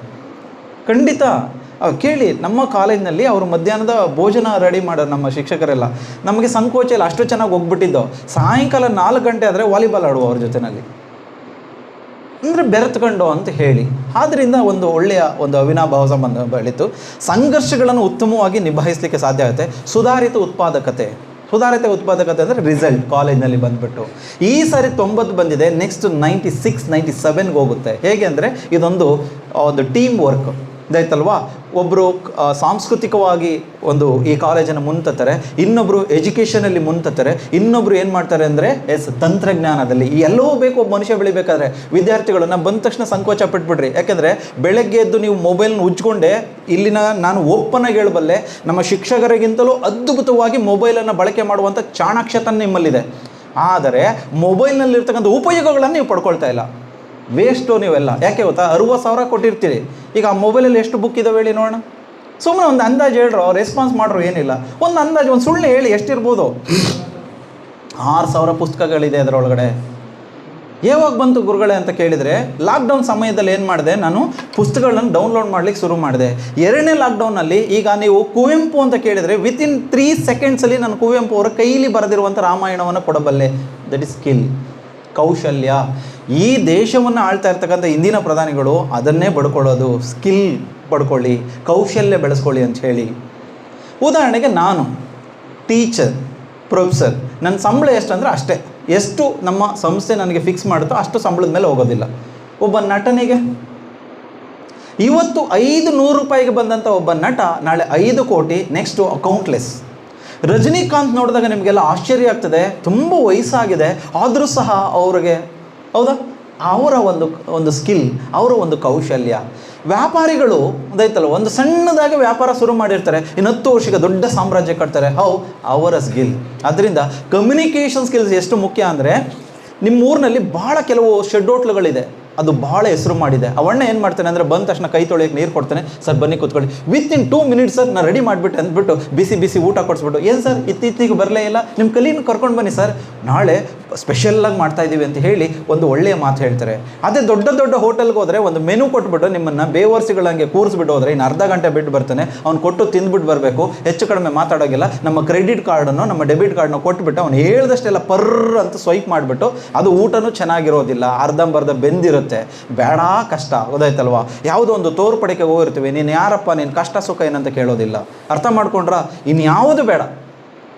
ಎಲ್ಲೋ ದೂರದಲ್ಲಿರ್ತಕ್ಕಂಥ ನಮ್ಮ ಹಳ್ಳಿಯ, ನಮ್ಮ ಚನ್ನಪಣ್ಣದಲ್ಲಿ ಯಾವುದೋ ಒಂದು ರಾಗಿ ಮುದ್ದೆ ಹೋಟೆಲ್ ಇದೆ, ಜನ ಅಲ್ಲೆಲ್ಲ ಹೋಗ್ತಾ ಇದ್ದಾರೆ, ಟೀಚರ್ಸ್ಗಳು ಹೋಗ್ತಾರೆ, ಬ್ಯಾಂಕ್ ಎಂಪ್ಲಾಯೀಸ್ ಹೋಗ್ತಾರೆ, ಪೊಲೀಸ್ ಮೆನ್ ಹೋಗ್ತಾರೆ. ಯಾಕೆ? ಆತನ ಕಮ್ಯುನಿಕೇಷನ್ ಅಷ್ಟು ಚೆನ್ನಾಗಿದೆ. ಬಂದ ತಕ್ಷಣ ಆತನ ಮಾತಾಡಿ, ಇನ್ನೊಂದು 20 ನಿಮಿಷ ಸಾಕಮ್ಮ, ಓಕೆ ಓಕೆ, ಹೌದಾ, ನನ್ನ ಮಾತು ಓಕೆ. ಒಬ್ಬಮ್ಮ ತರಕಾರಿ ಮಾರ್ತಾ ಇರ್ತಾಳೆ, ಎಷ್ಟೋ ದೂರದಿಂದ ಹೋಗ್ಬಿಟ್ಟು ತರಕಾರಿ ತೊಗೊಳ್ತೀವಿ. ಯಾವುದೋ ಒಂದು ಹೋಟೆಲ್ ಇದೆ, ನೀವು ಗೆಳೆಯರು ಗೊತ್ತಾಯ್ತಲ್ವಾ, ಯಂಗ್ ಬ್ಲಡ್, ಬಿಸಿ ರಕ್ತದ ಯುವಕರು, ಅದೇ ಹೋಟೆಲ್ಗೆ ಬೈಕ್ ಹಾಕೊಂಡು ಹೋಗ್ಬಿಟ್ಟು 8 ರೂಪಾಯಿ ಟೀಗೆ 25 ರೂಪಾಯಿ ಪೆಟ್ರೋಲ್ ಬರ್ನ್ ಮಾಡ್ಕೊಂಡು ಹೋಗಿರ್ತೀವಿ. ಏಕೆ? ಆತ ನಿಮ್ಮನ್ನು ಬಂದ ತಕ್ಷಣ, ಏನು ಮಗ ಬರಲೇ ಇಲ್ಲ, ಚೆನ್ನಾಗಿದೆಯಾ, ಸ್ನೇಹಿತರೆಲ್ಲ ಬಂದಿದ್ರು ಕಣೋ, ಈಗ ತಾನೇ ರಮೇಶ್ ಹೋದ, ನೀನು ಕೇಳ್ದ, ಎಸ್, ಆತ ಒಂದು ಒಡನಾಟ, ನಿಮ್ಮನ್ನು ಮಾತಾಡ್ಸ್ದಾಗ ಅನ್ನೋ ಖುಷಿ ಆಗ್ತದೆ. ಅದೇ ಹೋಟ್ಲಲ್ಲಿ ಇದ್ದ. ಅಪ್ಪ ಅಮ್ಮ ಬಂದ ತಕ್ಷಣ ನಿಮ್ಮನ್ನು ಪ್ರೀತಿಯಿಂದ ನೋಡ್ಕೊಳ್ಳಿಲ್ಲ ಅಂದರೆ ನೀವು ಆ ಮನೆ ಬಿಟ್ಟು ಓಡ್ಬಿಡೋರಿ. ಅದರಿಂದ ಅವರ ಒಂದು ಕಮ್ಯುನಿಕೇಷನ್ ಇದ್ದಾಗ ಆ ಒಂದು ಬಾಂಡೇಜ್ ನಮ್ಮ ಹತ್ರ ಬೆರೆತ್ಕೊಳ್ಳುತ್ತೆ. ಪ್ರಿನ್ಸಿಪಲ್ ಮೇಡಮ್ ಜೊತೆ ಎಷ್ಟು ಬಾಂಡ್ ನಿಮಗಿದೆ ಅಂತ ನನಗೆ ಗೊತ್ತಿಲ್ಲ, ದಯಮಾಡಿ ಕಮ್ಯುನಿಕೇಟ್ ಮಾಡಿ, ಮೇಡಮ್ ಇಂಥ ಕಾಲೇಜನ್ನು ಹೀಗೆ ಮಾಡೋಣ, ನೀವು ಕೆಲಸ ಹೇಳಿ ನಾವು ಮಾಡ್ತೀವಿ ಅಂತೇಳಿ ಸಂಕೋಚ ಪಡಬೇಡಿ, ಟ್ರೈ ಮಾಡಿ. ಭಾರತಿ ಕಾಲೇಜಲ್ಲಿದ್ದಾಗ ನಾವು ಗೊತ್ತಾಯ್ತಲ್ಲ, ತೋರಣ ಕಟ್ಟೋರು ನಾವು, ಕಸ ಹೊಡಿಯೋರು ನಾವು, ನಿಜ, ಆ್ಯಂಕರಿಂಗ್ ಮಾಡೋರು ನಾವು, ಪ್ರೇಯರ್ ಮಾಡೋರು ನಾವು. ಪ್ರೇಯರ್ ಬರಲಿಲ್ವಾ, ಗೊತ್ತಾಯ್ತಲ್ವ, ಚೇರ್ ರೆಡಿ ಮಾಡೋಕೆ ನಮಗೆ ಯಾವುದೂ ಬರಲಿಲ್ವಾ, ಗೆಸ್ಟ್ಗಳನ್ನ ಕರ್ಕೊಂಡು ಬಂದು ಸ್ಟೇಜಿಗೆ ನಿಲ್ಲಿಸೋಕ್ಕೇನು, ಯಾವುದಾದ್ರು ಒಂದು ಮಾಡೋಣ, ಒಟ್ಟಿನಲ್ಲಿ ನಾವು ಪಾತ್ರ ಚೆನ್ನಾಗಿರಬೇಕು, ಮಾಡೋಣ. ಈ ಬುದ್ಧಿಯನ್ನು ನೀವು ಬಳಕೆ ಮಾಡಿಕೊಂಡ್ರೆ ಖಂಡಿತ ಹಾಗೆ ಹೆಚ್ಚಿನ ಉದ್ಯೋಗ ತೃಪ್ತಿ, ಸ್ಯಾಟಿಸ್ಫ್ಯಾಕ್ಷನ್ ಇರುತ್ತೆ. ಯಾವ ಆತನಿಗೆ ಇದೆಲ್ಲ ಕಲ್ತ್ಕೊಂಡಿರ್ತಾನಪ್ಪ, ನನ್ನ ಜನ್ಮ ಸಾರ್ಥಕ ಅಂತ. ಇನ್ನು ಕೆಲವರು ಇರ್ತಾರೆ, ಮೇಡಮ್ ಎಷ್ಟೇ ಸಂಬಳ ಕೊಟ್ಟರು ಅವರು ಒಯ್ಯನ ತಪ್ಪೋದಿಲ್ಲ, ಗೊತ್ತಾಯ್ತಲ್ವ, ಅಯ್ಯೋ ಇನ್ಕ್ರಿಮೆಂಟ್ ಏನು ಮಾಡಿಲ್ಲ, ಅಯ್ಯೋ ಅದೇ ಸ್ಯಾಲ್ರಿ, ಅದೇ ಜೀವನ. ನೆವರ್. ನೀವು ಯಾವಾಗ ಈಗ ಈ ಗುಣ ಕಲ್ತ್ಕೊಳ್ತಿರೋ ನಿಮ್ಮ ಲೈಫಲ್ಲಿ ನೀವು ಸಂತೋಷವಾಗಿರ್ಲಿಕ್ಕಾಗೋದಿಲ್ಲ. ಆತನ ಹತ್ರ ಏನಾರ ಇರಲಿ, ನಿಮ್ಮ ಜೇಬಲ್ಲಿ ಏನಿದೆ ನೋಡಿ, ಅದರಲ್ಲೂ ತೃಪ್ತಿ ಪಡಬೇಕಾಗ್ತದೆ. ಅದನ್ನು ಕಮ್ಯುನಿಕೇಷನ್ ಹೇಳ್ಕೊಡುತ್ತೆ, ಆಯ್ತಲ್ವಾ. ಹಾಸಿಗೆ ಇದ್ದಷ್ಟು ಕಾಲು ಚಾಚು ಅಂತ ಅವರು ಅದಕ್ಕೆ ಹೇಳಿದ್ದು ಅಂತ ಹೇಳಿ. ಹಾಗಾಗಿ ಹೆಚ್ಚಿನ ನಾವೀನ್ಯತೆ ವಿನ್ಯಾಸವನ್ನು ಬೆಳೆಸ್ತದೆ. ಇವತ್ತೇನು ಮಾಡ್ತಾಯಿದ್ವಿ, ಬೋರ್ಡಲ್ಲಿ ಪಾಠ ಹೇಳ್ತಾ ಇದ್ದೋ, ಲ್ಯಾಪ್ಟಾಪಲ್ಲಿ ಹೇಳೋಣ. ಇಲ್ಲ, ಮಕ್ಳಿಗೆ ಏನಾರು ಮಾಡಿ, ನಾನು ಕೇಳಿದೆ ಮೇಡಮ್ಗೆ ಪ್ರೊಜೆಕ್ಟ್ರ್ ಇದೆಯಾ ಅಂತ ಕೇಳ್ಕೊಂಡೆ ನೋಡಿ. ಕನ್ನಡ ಮೇಷ್ಟ್ರು ಯಾವುದೋ ಹಳೆಯ ಪುಸ್ತಕ ತೊಗೊಂಡು ಬಂದುಬಿಟ್ಟು ಪಂಪ ರನ್ನ ಕತೆ ಹೇಳಬೇಕಾಗಿತ್ತು. ನಾನೇನು ಮಾಡಿದೆ, ಸ್ವಲ್ಪ ಅಪ್ಡೇಟ್ ಆಗೋಣ ಅಂತೇಳಿ ಪ್ರೊಜೆಕ್ಟ್ರಲ್ಲಿದ್ದರೆ ಇನ್ನೊಂದಷ್ಟು ಆ್ಯಕ್ಟಿವಿಟೀಸ್ ಮಾಡಿಸೋಣ. ನಮ್ಮ ಮಾಸ್ಟ್ರಿಗೆ ಏನು ಮಾಡಿದೆ, ಗುರುಗಳೇ ಒಂದಷ್ಟು ಕಡ್ಡಿ ಬೇಕು, ಸ್ಟಿಕ್ ಬೇಕು ತಂದಿಟ್ಕೊಳ್ಳಿ, ಜವಾಬ್ದಾರಿ. ಇನ್ನೊಂದೆರಡು ಆ್ಯಕ್ಟಿವಿಟೀಸ್ ಮಾಡೋಣ. ಬಿಡು, ಕರೆದಿದ್ದಾರೆ 1 ಅವರ್ ಆತಗೆ ಭಾಷಣ ಹೊಡೆದ್ಬಿಟ್ಟು, ನೆವರ್, ಪ್ರಯೋಜನವಿಲ್ಲ. ಆದ್ದರಿಂದ ಬಲವರ್ಧಿತ ತಂಡ ನಿರ್ಮಾಣಕ್ಕೆ ಇದು ಕಮ್ಯುನಿಕೇಷನ್ಸ್ ಇದಾಗುತ್ತೆ. ಕೆಲವರು ಕಣ್ಣು ಸನ್ನೆನಲ್ಲೇ ಇದು ಮಾಡ್ತಾ ಇರ್ತಾರೆ. ಅದಕ್ಕೆ ಹಳ್ಳಿಲಿ ಹೇಳ್ತಾರೆ, ಕಣ್ಣು ನೋಡಿದ್ರೆ ಬರದೇ ಇದ್ದವಳು ಕೈ ಹಿಡ್ಕೊಂಡು ಎಳೆದ್ರೆ ಬಂದಳೆ ಅಂತ ಹೇಳಿ. ಎಂಥ ಅದ್ಭುತವಾದ ಮಾತು ಇದು. ನಾನು ಹೇಳೋದಲ್ಲ, ನಿಮ್ಮ ಅಜ್ಜಿ, ನಮ್ಮ ಅಜ್ಜಿ, ನಮ್ಮ ಪೂರ್ವಿಕರು. ಎಷ್ಟು ಅದ್ಭುತವಾಗಿದೆ ಮೇಡಮ್. ಸನ್ನೆಗಳ ಬಗ್ಗೆ ಆರ್ಕಿಮಿಡೀಸ್ ಪಾಠ ಹೇಳ್ತಾನೆ, ಭೂಮಿಯಿಂದ ಹೊರಗಡೆ ನಿಲ್ಲಕ್ಕೆ, ಯುವ ಮಿತ್ರ ಕೇಳಿಸ್ಕೋಬೇಕು, ಭೂಮಿಯಿಂದ ಹೊರಗಡೆ ನಿಲ್ಲಕ್ಕೆ ಜಾಗ ಕೊಡಿ, ಒಂದೇ ಒಂದು ಆರೆ ಕೊಡಿ, ಭೂಮಿನ ಉಂಟಿಸ್ಬಿಡ್ತೀನಿ ಅಂತಾನೆ ಅವನು. ಅದಕ್ಕೆ ಹೇಳಿದ್ದು, ಸನ್ನೆಗೆ 1000 ಆನೆಗಳ ಬಲ ಅಂತ ಹೇಳ್ತೀವಿ. ನನ್ನ ಮೈಕ್ ಯಾಕೆ ಕೇಳಿದೆ ಹೇಳಿ, ಬರೋರು 30 ಜನ, ಆಳು ಗಟ್ಟಿ ಇಲ್ಲ ಅಂದರೂ ಆಯುಧ ಗಟ್ಟಿ ಇರಬೇಕು ಅಂತ. ಎಷ್ಟು ಗಾದೆಗಳು ಹೇಳ್ಬಿಟ್ಟೆ 10-15 ನಿಮಿಷಕ್ಕೆ, ಆಯ್ತಲ್ವ. ನನ್ನ ತಲೆಯ ಕೂದಲು ಎಷ್ಟಿದೆ ಅಷ್ಟು ಗಾದೆಗಳನ್ನು ಹೇಳಬಲ್ಲೆ. ಎಸ್, ಅದು ಕಮ್ಯುನಿಕೇಷನ್ ಸ್ಕಿಲ್ಸ್ ಹೋಗ್ತಾ ಬಂದುಬಿಡುತ್ತೆ. ಬುದ್ಧಿವಂತರು ನೀವೇನು ಮಾಡಬೇಕು, ನಾನು ಹೇಳಿದ್ದೆಲ್ಲ ಮೆಮೊರೈಸ್ ಮಾಡ್ಕೊಳ್ಬೇಕು. ಯಾಕೆಂದರೆ ಇದೇ ನಿಮಗೆ ಸಂಪತ್ತು. ನಾಳೆ ದಿನ ಒಳ್ಳೆ ಪ್ರೊಫೆಸರ್ ಆದ್ರಿ, ಜಪಾನಿ ಭಾಷೆಯಲ್ಲಿ ಮಾತಾಡಿ, ಕನ್ನಡನೇ ಜಪಾನಿಗೆ ತರ್ಜುಮೆ ಮಾಡ್ಕೊಂಡು ಮಾತಾಡಿ. ಒಳ್ಳೆ ಲೀಡ್ರ್ ಆದ್ರಿ, ನಿಮ್ಮ ಅನುಯಾಯಿಗಳನ್ನೆಲ್ಲ ಕುರಿತು ಮಾತನಾಡಿ. ಅವರಿಗೆ ಒಳ್ಳೆಯದನ್ನು ಹೇಳಿಕೊಡಿ ಅಂತ ಹೇಳಿ. ಈಗ ಈ ಕಮ್ಯುನಿಕೇಷನನ್ನು ನಾವು ಪರಿಣಾಮಕಾರಿಯಾಗಿ ಅಡ್ಯಾಪ್ಟ್ ಮಾಡ್ಕೊಳ್ಬೇಕಾದ್ರೆ ಏನು ಮಾಡಬೇಕು? ಹೌದಾ? ಅದೇನು ಎತ್ತ ಅದೇ ಉಪಯೋಗ ಅದನ್ನು ನಾವು ಅಡ್ಯಾಪ್ಟ್ ಮಾಡ್ಕೋಬೇಕಲ್ಲ, ಕೊನೆಗೆ ಇದನ್ನು ಕಲಿಸ್ಬೇಕಲ್ಲಪ್ಪ. ಮೇಷ್ಟ್ರೆ ನಿಮ್ಮಂಗೆ ನಾವು ಆಗೋದು ಹೇಗೆ, ನಿಮಗೆ ನಾವು ಆಗೋದು ಹೇಗೆ ಅಂತ ಹೇಳಿದಾಗ ಯಾರೊಂದಿಗೆ ಮಾತನಾಡ್ತೀರಿ ಅನ್ನೋ ಅರಿವಿರಬೇಕು ನಿಮಗೆ. ಗುರೂಜಿನೇ ನಾವು ಹೋಗ್ಬಿಟ್ಟು ಸರ್ ನಮಸ್ಕಾರ ಸರ್ ಅನ್ನೋಕ್ಕಾಗುತ್ತಾ? ಅರ್ಥ ಮಾಡ್ಕೊಂಡ್ರೇನ್ರಿ? ಪೂಜ್ಯ ಗುರೂಜಿಗಳನ್ನು ಬನ್ನಿ ಸರ್ ಅಂತ ಅನ್ನೋಕ್ಕಾದ? ಅವ್ರನ್ನ ಪೂಜ್ಯ ಗುರೂಜಿ ಅಂತಲೇ ಕರಿಬೇಕು, ಮಹಾಸ್ವಾಮೀಜಿಗಳಂತ ಕರಿಬೇಕು. ಅವ್ರಿಗೆ ಏನು ಸಂಬೋಧನೆ ಅದ? ನಮ್ಮ ಸರ್ನ ಬಂದುಬಿಟ್ಟು ಸ್ವಾಮೀಜಿ ಬನ್ನಿ ಕ್ಲಾಸ್ ತಗೊಳ್ಳಿ ಅನ್ನೋಕ್ಕಾದ? ಪಾಪ ಈಗಲೇ ಕಾಫಿ ಬಟ್ಟೆ ಹಾಕ್ಸ್ಬಿಟ್ಟು ಅವ್ನು ಎಲ್ಲಿ ಕಳಿಸೋದು ಅಂಥೇಳಿ. ವೆಂಕಟೇಶ್ ಸರ್, ಆದ್ದರಿಂದ ನಾವು ಯಾರ ಜೊತೆ ಮಾತನಾಡ್ತಾ ಇದ್ದೀವಿ ಅನ್ನೋದು ಅರಿವಿರಬೇಕು.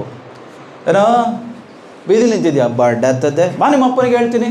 ಒಂದು ಹುಡುಗನ್ಗೆ ಹಂಗಂದ್ರೆ ಇವಾಗೇನು ತಿಕ್ಲು ನನ್ನ ಮಗ ಕಣ, ನಾನು ಸುಮ್ಮನೆ ಕಾಮನ್ ಅಂತ ಪದ ಬಳಸ್ತಾ ಇದ್ದೀನಿ, ನಾನು ಬಳಸಬಾರ್ದು. ಅದು ನಿಮ್ಗೆ ಅರಿವಿರಲಿ. ಏನು ಪುಟ್ಟ ಸಮಾಚಾರ ಅವತ್ತನ್ನ ತಲೆ ನೀವಿಸ್ಬಿಟ್ಟು ಎಷ್ಟನೇ class? 4th standard.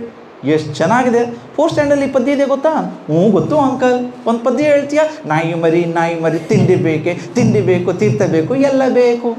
Very good, ತಗೋ ಒಂದು ಚಾಕ್ಲೇಟ್. ಅಂದರೆ ಆ ಹುಡುಗ ಏನು ಮಾಡ್ತಾನೆ ಅಂದರೆ ನಿಮ್ಮನ್ನು ಕಲ್ಪನೆ ಮಾಡ್ಕೊಂಡು ಏನು ಮಾಡ್ತಾನೆ ಅಂದರೆ ಇನ್ನೊಂದಷ್ಟು ಪದ್ಯ ಹೇಳಲಿಕ್ಕೆ ಆತ ಶುರು ಮಾಡ್ತಾನೆ. ನಮ್ಮ ಟೀಚರ್ ಎಷ್ಟು ಒಳ್ಳೆಯವ್ರಿಗೆ ಗೊತ್ತಾ ಸರ್, ಈ ಪದ್ಯನ ಇನ್ನೂ ಚೆನ್ನಾಗಿ ಹೇಳ್ಕೊಟ್ಟಿದ್ದಾರೆ. ನಾನು ಆ್ಯಕ್ಟಿಂಗ್ ನೋಡ್ಬೇಕು ನೀವು, ಅದೈತಲ್ವಾ? ಹೇಳ್ಕೊಟ್ರೆ ನಾನು ಕಾಪಿ ಮಾಡಲಿಲ್ಲ, ಮಗುವನ್ನು ನಾನು ನೋಡಲಿಲ್ಲ ಅಂದರೆ ಮಗು ನಾಯಿ ಮರಿ ತಿಂಡಿ ಬೇಕೆ ಹಿಂಗೆ ಹೇಳುತ್ತೆ ಮಗು? ನೆವರ್. ಯಾರು ಈ ಜಗತ್ತಿನ ಅದ್ಭುತವಾದಂಥ ಪ್ರೊಫೆಸರ್ ಅಂದರೆ ನಿಮ್ಮ ಮನೇಲಿರುವಂಥ ಮಗು. ಅದಕ್ಕೆ ಜಾತಿ ಇಲ್ಲ, ಧರ್ಮ ಇಲ್ಲ, ನಮಗಿದೆ. ಅದಕ್ಕೆ ಕಾರ್ಲ್ ಮಾರ್ಕ್ಸ್ ಹೇಳ್ತಾನೆ, ಈ ಧರ್ಮ ಅನ್ನೋದು ಒಂಥರ ಅಫೀಮು ಗಾಂಜಾ ಇದ್ದಂಗೆ, ಅದನ್ನು ಚುಚ್ಚಿಬಿಟ್ಟವ್ರೆ ನಮಗೆ ಅಂಥೇಳಿ. ನೀವು ಅದರೊಳಗಡೆ ಇದ್ದರೆ ನಾನು ಅಲ್ಲ, ಸತ್ಯ ಮಾತಾಡಬೇಕಾದ್ರೆ ಏನು ಮಾಡೋಕ್ಕಾಗತ್ತೆ? ಆದರೆ ಮಗು ಯಾವುದೂ ಇಲ್ಲ. ಅಮೇರಿಕದವ್ರು ಬಂದ್ಬಿಟ್ಟು ಹಾಯ್ ಅಂದರೆ ಅದು ಹಾಯ್ ಅಂತದೆ. ಚಾಕ್ಲೇಟ್ ಬೇಕು. ಅದಕ್ಕೆ ಪೂರ್ವಿಕರು ಬರೆದ್ರು, ಮಕ್ಕಳು ದೇವರು ಇಕ್ಕಿದವ್ರ ಕಡೆ ಅಂತ. ಮಕ್ಕಳು ಚಾಕ್ಲೇಟ್ ಕೊಟ್ಬಿಟ್ಟು ನಮ್ಮನೆಗೆ ಬರ್ತೀನಿ ಅಂಕಲ್ ಅಂತದೆ. ಅದೈತಲ್ವ? ದೇವ್ರಿಗೆ ಹೋಗಿ ನೀವೆಲ್ಲ ಅರ್ಕೆ ಕಟ್ಕೊತಿರಲ್ಲ, ಸ್ವಾಮಿ ಸರ್ ನನ್ನನ್ನು ರ್ಯಾಂಕ್ ತೆಗೆಸ್ಬಿಡು, ಪುಸ್ತಕ ನೆನ್ನೆನೆ ಮುಟ್ಟಿರೋದು ಕಣಪ್ಪ, ತಲೆ ಬೋಳ್ಸ್ಕೊತೀನಿ ಕಣಪ್ಪ. ದೇವ್ರು ಏನಾದ್ರು ನಿಜವಾಗಿ ಬಂದರೆ ನೀನು ಬಂದು ನನ್ನ ಬೋಳಿಸಿರೋದೇ ಸಾಕು, ಮುಚ್ಕೊಂಡು ಹೋಗು ಅಂದ್ಬಿಟ್ಟು. ಭಾಳ ಕಷ್ಟ. ದೇವರಿಗೆ ನಿಮ್ಮ ಅರಕೆಗಳಿದೆಯಲ್ಲ ಭಾಳ ಕಷ್ಟ. ಕಮ್ಯುನಿಕೇಷನ್ ಎಷ್ಟು ಇಂಪಾರ್ಟೆಂಟ್ ಅಂತಕ್ಕೆ ಸರ್, ಯಾರೋ ಒಬ್ಬರು ಮಿಸ್ಸಸ್ ಕಾಣೆ ಆಗಿಬಿಟ್ಟಿದ್ರು.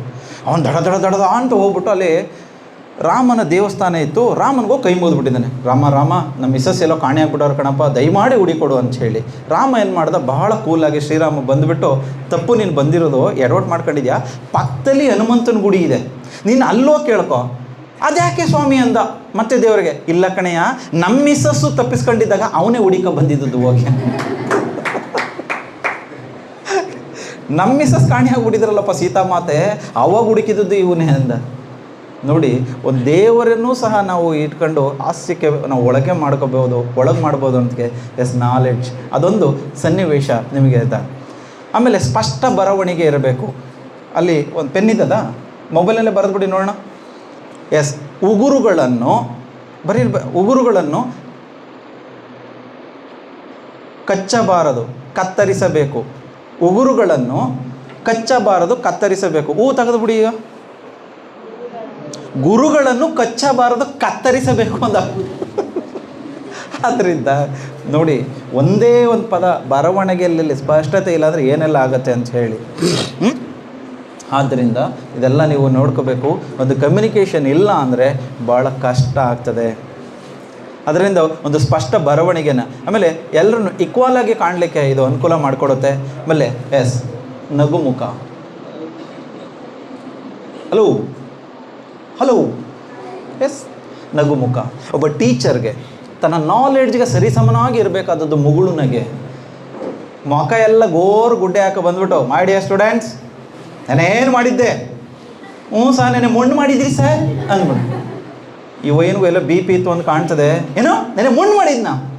ನೆನೆ ಮಣ್ಣು ಮಾಡಿದ್ದೆ, ಇವತ್ತು ತಿಥಿ ಮಾಡ್ತೀನಿ ಅಂದೆ. ನಮ್ಗಾಗಲೇ ಗೊತ್ತು ಸರ್, ನಮ್ಮ ತಿಥಿ ಆಯಿತು. ನಿನ್ಗೆ ಹೆಂಗಮ್ಮ ಗೊತ್ತು? ನೀವು ಯಾವಾಗ ನಮ್ಮ ಕ್ಲಾಸ್ ತಗೊಂಡ್ರೆ ಆವಾಗಲೇ ನಮ್ಮ ತಿಥಿ ಆಯಿತು ಸರ್.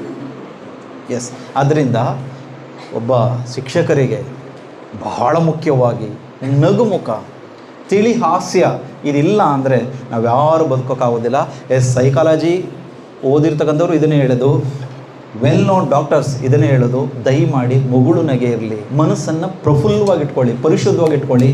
ಮನಸ್ಸಲ್ಲಿ ಯಾರನ್ನು ದ್ವೇಷಿಸಬೇಡಿ ಅಂತೇಳಿ ಡಾಕ್ಟರ್ BM ಹೆಗಡೆ ಅವರ ಮಾತುಗಳನ್ನ ಕೇಳಿ, ಡಾಕ್ಟರ್ ಮಂಜುನಾಥ್ ಅವ್ರ ಮಾತನ್ನು ಕೇಳಿ, ಡಾಕ್ಟರ್ ಆಂಜನಪ್ಪ ಅವರ ಮಾತನ್ನು ಕೇಳಿ, ಎಂಥ ಅದ್ಭುತವಾದಂತಹ ಒಂದು ಹಿತಚಿಂತನೆಗಳನ್ನು ಸಮಾಜಕ್ಕೆ ಬಿತ್ತು ಹೋಗಿದ್ದಾರೆ ಅಂತ ಹೇಳಿ. ಪವಾಡ ಕಲಿಯುಗದಲ್ಲಿ ನಿಮ್ಮನ್ನೆಲ್ಲ ಇದನ್ನು ಇದು ಮಾಡ್ಕೊಳ್ಳಿ. ಸಮಯದ ಮಿತಿ, ಅ ಟೈಮ್ ಸೆನ್ಸ್.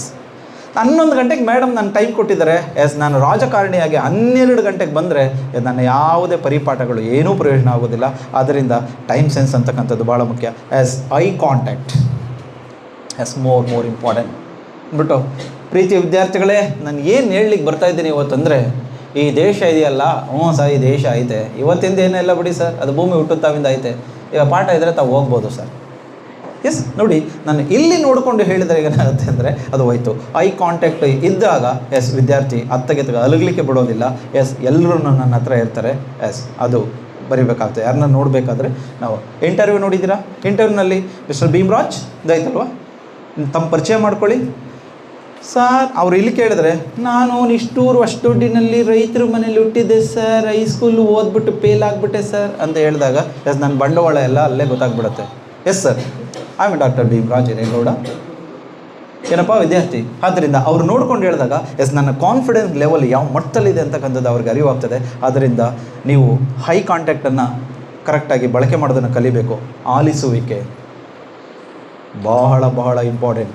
ನೀವು ಎಷ್ಟು ಚೆನ್ನಾಗಿ ಆಲಿಸ್ತೀರೋ ಅಷ್ಟು ಚೆನ್ನಾಗಿ ಬೆಳ್ಕೊಳ್ತೀರ. ಇದಿಲ್ಲ ಅಂದರೆ ಸೇಮ್ ಈ ಕತೆ ಆಗುತ್ತೆ ಅಂತ ಪೂರ್ವ ತಯಾರಿ ಬೇಕಾಗ್ತದೆ.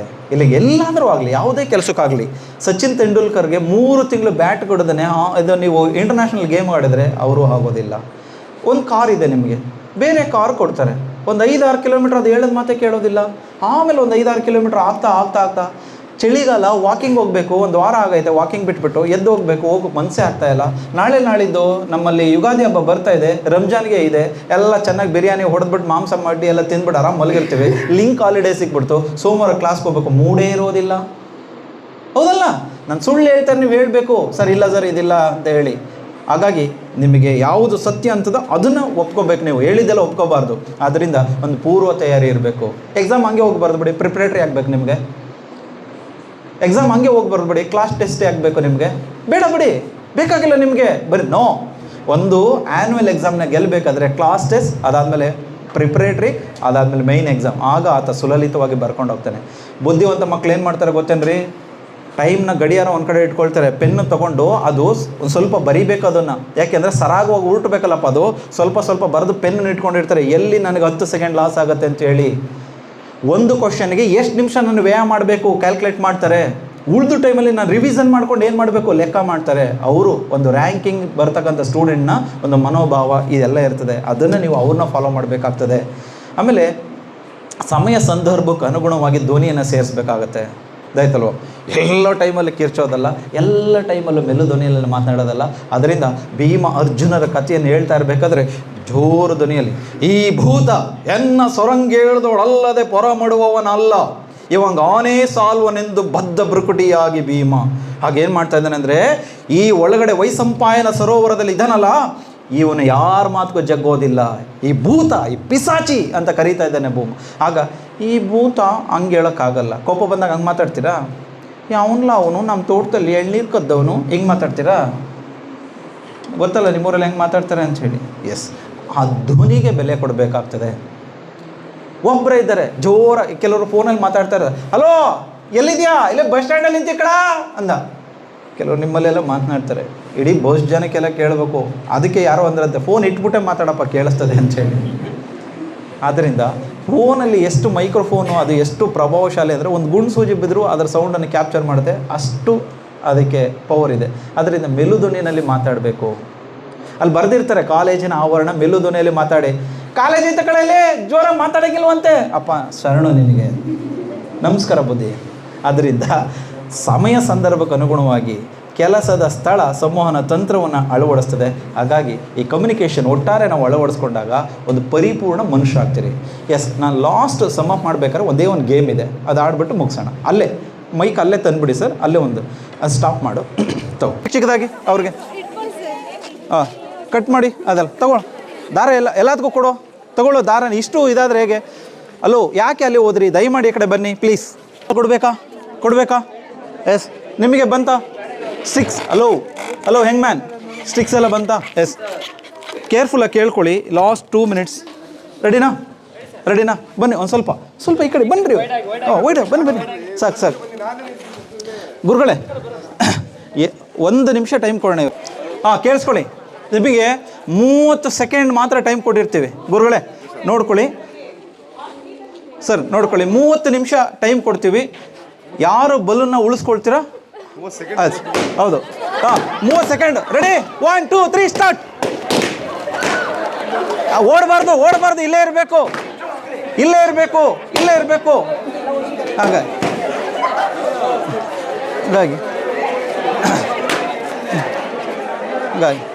30 ಸೆಕೆಂಡ್ ನಿಮಗೆ ಟೈಮ್ ಇದೆ. S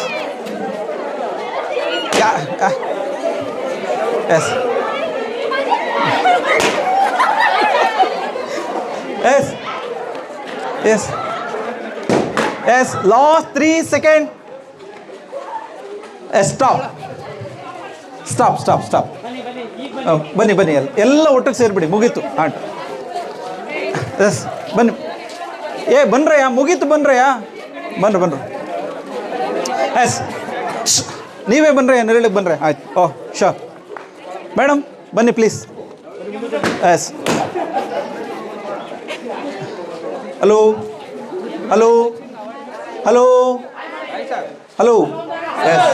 S listen. ಓಕೆ ಬಿಟ್ಬಿಡಿ ಸರ್. ಮೇಡಮ್ ಎಲ್ಲಿ ಪ್ರಿನ್ಸಿಪಲ್ ಮೇಡಮ್? ನೋಡಿ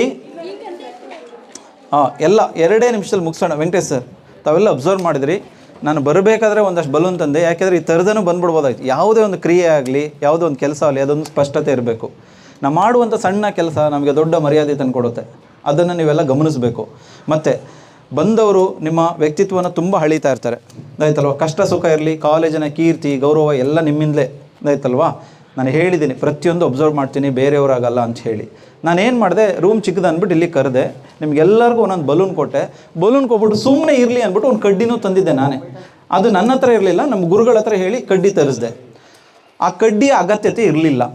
ನಾನೇನು ಮಾಡಿದೆ ಅಂದರೆ, ನಿಮಗೆ 30 ಸೆಕೆಂಡ್ ಕಾಲ ಕೊಡ್ತೀನಿ. ಪ್ರಿನ್ಸಿಪಲ್ ಮೇಡಮ್ ಗಮನಿಸ್ಕೊಳ್ಬೇಕಿದು. ನೋಡಿ ನಮ್ಮ ಪರಿಸ್ಥಿತಿ ಹೆಂಗಿದೆ ಅಂದರೆ, 30 ಸೆಕೆಂಡ್ ಟೈಮ್ ಕೊಟ್ಟೆ, ಎಲ್ರಿಗೂ ಒಂದು ಕಡ್ಡಿ ಕೊಟ್ಟೆ. ನಾವು ಕೊನೆಯಲ್ಲಿ ಒಂದು ಮಾತು ಹೇಳಿದೆ, 30 ಸೆಕೆಂಡ್ ಕಾಲ ಇದೆ, ಯಾರು ಬಲೂನ್ಸನ್ನು ಉಳಿಸ್ಕೊಳ್ತೀರಾ ಅಂತ ಹೇಳಿದೆ. ನಾವು ಚುಚ್ಚಿ ಅಂತ ಹೇಳಿದ್ನ ನಾನು? ಅಲ್ಲಲ್ಲ, ನಾನು ಇನ್ನೊಬ್ರನ್ನ ಒಡೆದಾಕಿ ಅಂತ ಹೇಳದ್ನ, ಅಥವಾ ಇನ್ನೊಬ್ರಿಗೆ ಚುಚ್ಚಿ ಅಂತ ಹೇಳದ್ನ, ಓಡಿ ಅಂತ ಹೇಳದ್ನ? ನೋಡಿ, ಸರಿಯಾದಂಥ ಕೇಳುಗ ಆಗಲಿಲ್ಲ ಅಂದರೆ ನಮ್ಮ ಒಳ್ಳೆಯ ಪಾಠಗಳು. ಮೇಡಮ್ ಏನು ಮಾಡ್ತಾರೆ ಅಂದರೆ, ಬ್ಯಾಂಗ್ಳೂರಿಂದ ಒಬ್ಬರು ರಿಸರ್ಚ್ ಸ್ಕಾಲರ್ನ ಕರೆಸ್ತಾರೆ, ಅಥವಾ ಅದ್ಭುತವಾಗಿ ಪಾಠ ಪ್ರವಚನ ಕಲ್ತಿರ್ತಕ್ಕಂತಹ ಗೋಲ್ಡ್ ಮೆಡಲಿಸ್ಟ್ ಇರ್ತಕ್ಕಂಥ ಒಬ್ಬ ಶಿಕ್ಷಕನ ಕರೀತಾರೆ. ಅವರು ಅದ್ಭುತವಾಗಿ ಪಾಠ ಹೇಳ್ತಾರೆ. ನೀವು ರಿಸೀವರ್ ಸರಿ ಇಲ್ಲ ಅಂದರೆ ಏನು ಮಾಡೋದು? ಅರ್ಥ ಆಯ್ತಲ್ಲ. ನಮ್ಮ ದುಡ್ಡು ಎಲ್ಲಿ ವ್ಯರ್ಥ ಆಗ್ತಾ ಇದೆ ಅನ್ನೋದಕ್ಕೆ ಒಂದು ಸಣ್ಣ ಆ್ಯಕ್ಟಿವಿಟೀಸ್ ಮಾಡಿಸಿದ್ದೀನಿ. ಆದ್ದರಿಂದ ಕಮ್ಯುನಿಕೇಷನ್ ಒಂದು ಶಾಲೆಯ ಮಗುವಿನಿಂದ ಹಿಡಿದು ದೇಶ ಆಳುವ ಪ್ರಧಾನಿವರೆಗೂ ಬಹಳ ಅದ್ಭುತವಾಗಿ ಬೇಕು. ಆದ್ದರಿಂದ ಯಾವ ವಿದ್ಯಾರ್ಥಿ ಅದನ್ನು ತದೇಕ ಚಿತ್ತದಿಂದ ಕಲಿತಾನೋ, ಅದನ್ನು ಆಸ್ವಾದಿಸ್ತಾನೋ, ತನ್ನಂತೆ ತಾನು ಮಾಡ್ಕೊಳ್ತಾನೋ, ಅವನ ಲೈಫಲ್ಲಿ ಏನು ಮಾಡ್ತಾನೆ, ಅಚೀವ್ ಮಾಡ್ಕೊಂಡು ಗೋಲ್ ಬೈ ಗೋಲ್ ಹೊಡ್ಕೊಂಡು ಹೋಗ್ತಾ ಇರ್ತಾನೆ. ಕೊನೆಯಲ್ಲಿ ನಾಯಕನಾಗಿ, ಲೀಡ್ರಾಗಿ ಉಳಿತಾನೆ. ಆದ್ದರಿಂದ ಇವತ್ತಿನ ಈ ತರಗತಿಗೆ ಅವಕಾಶ ಮಾಡಿಕೊಟ್ಟಂತಹ ಮಾನ್ಯ ಪ್ರಿನ್ಸಿಪಲ್ ಮೇಡಮ್ ಅವರಿಗೆ, ನನ್ನ ಪೂಜ್ಯ ಗುರುಗಳಿಗೆ, ನನ್ನ ಹಿತ ಸ್ನೇಹಿತರಾದಂಥ ಕಾಲೇಜಿನ ಎಲ್ಲ ಅಧ್ಯಾಪಕ ಬಂಧುಗಳು ಇಲ್ಲಿದ್ದೀರಿ. ಬಹಳ ಮುಖ್ಯವಾಗಿ ಲವಲವಿಕೆಯಿಂದ 1 ಗಂಟೆ 20 ನಿಮಿಷ ನನ್ನ ಮಾತುಗಳನ್ನು ತದೇಕ ಚಿತ್ತದಿಂದ ಕೇಳಿದಂಥ ನಿಮ್ಮೆಲ್ಲರಿಗೂ ಧನ್ಯವಾದನ ಹೇಳ್ತಾ ನನ್ನ ಮಾತಿಗೆ ವಿರಾಮ ಆಗ್ತಾ ಇದ್ದೀನಿ. ನಿಮ್ಮೆಲ್ಲರ ಬದುಕು ಹಸನಾಗಲಿ. ನಮಸ್ಕಾರ. ಎಸ್ ಸಾಕು.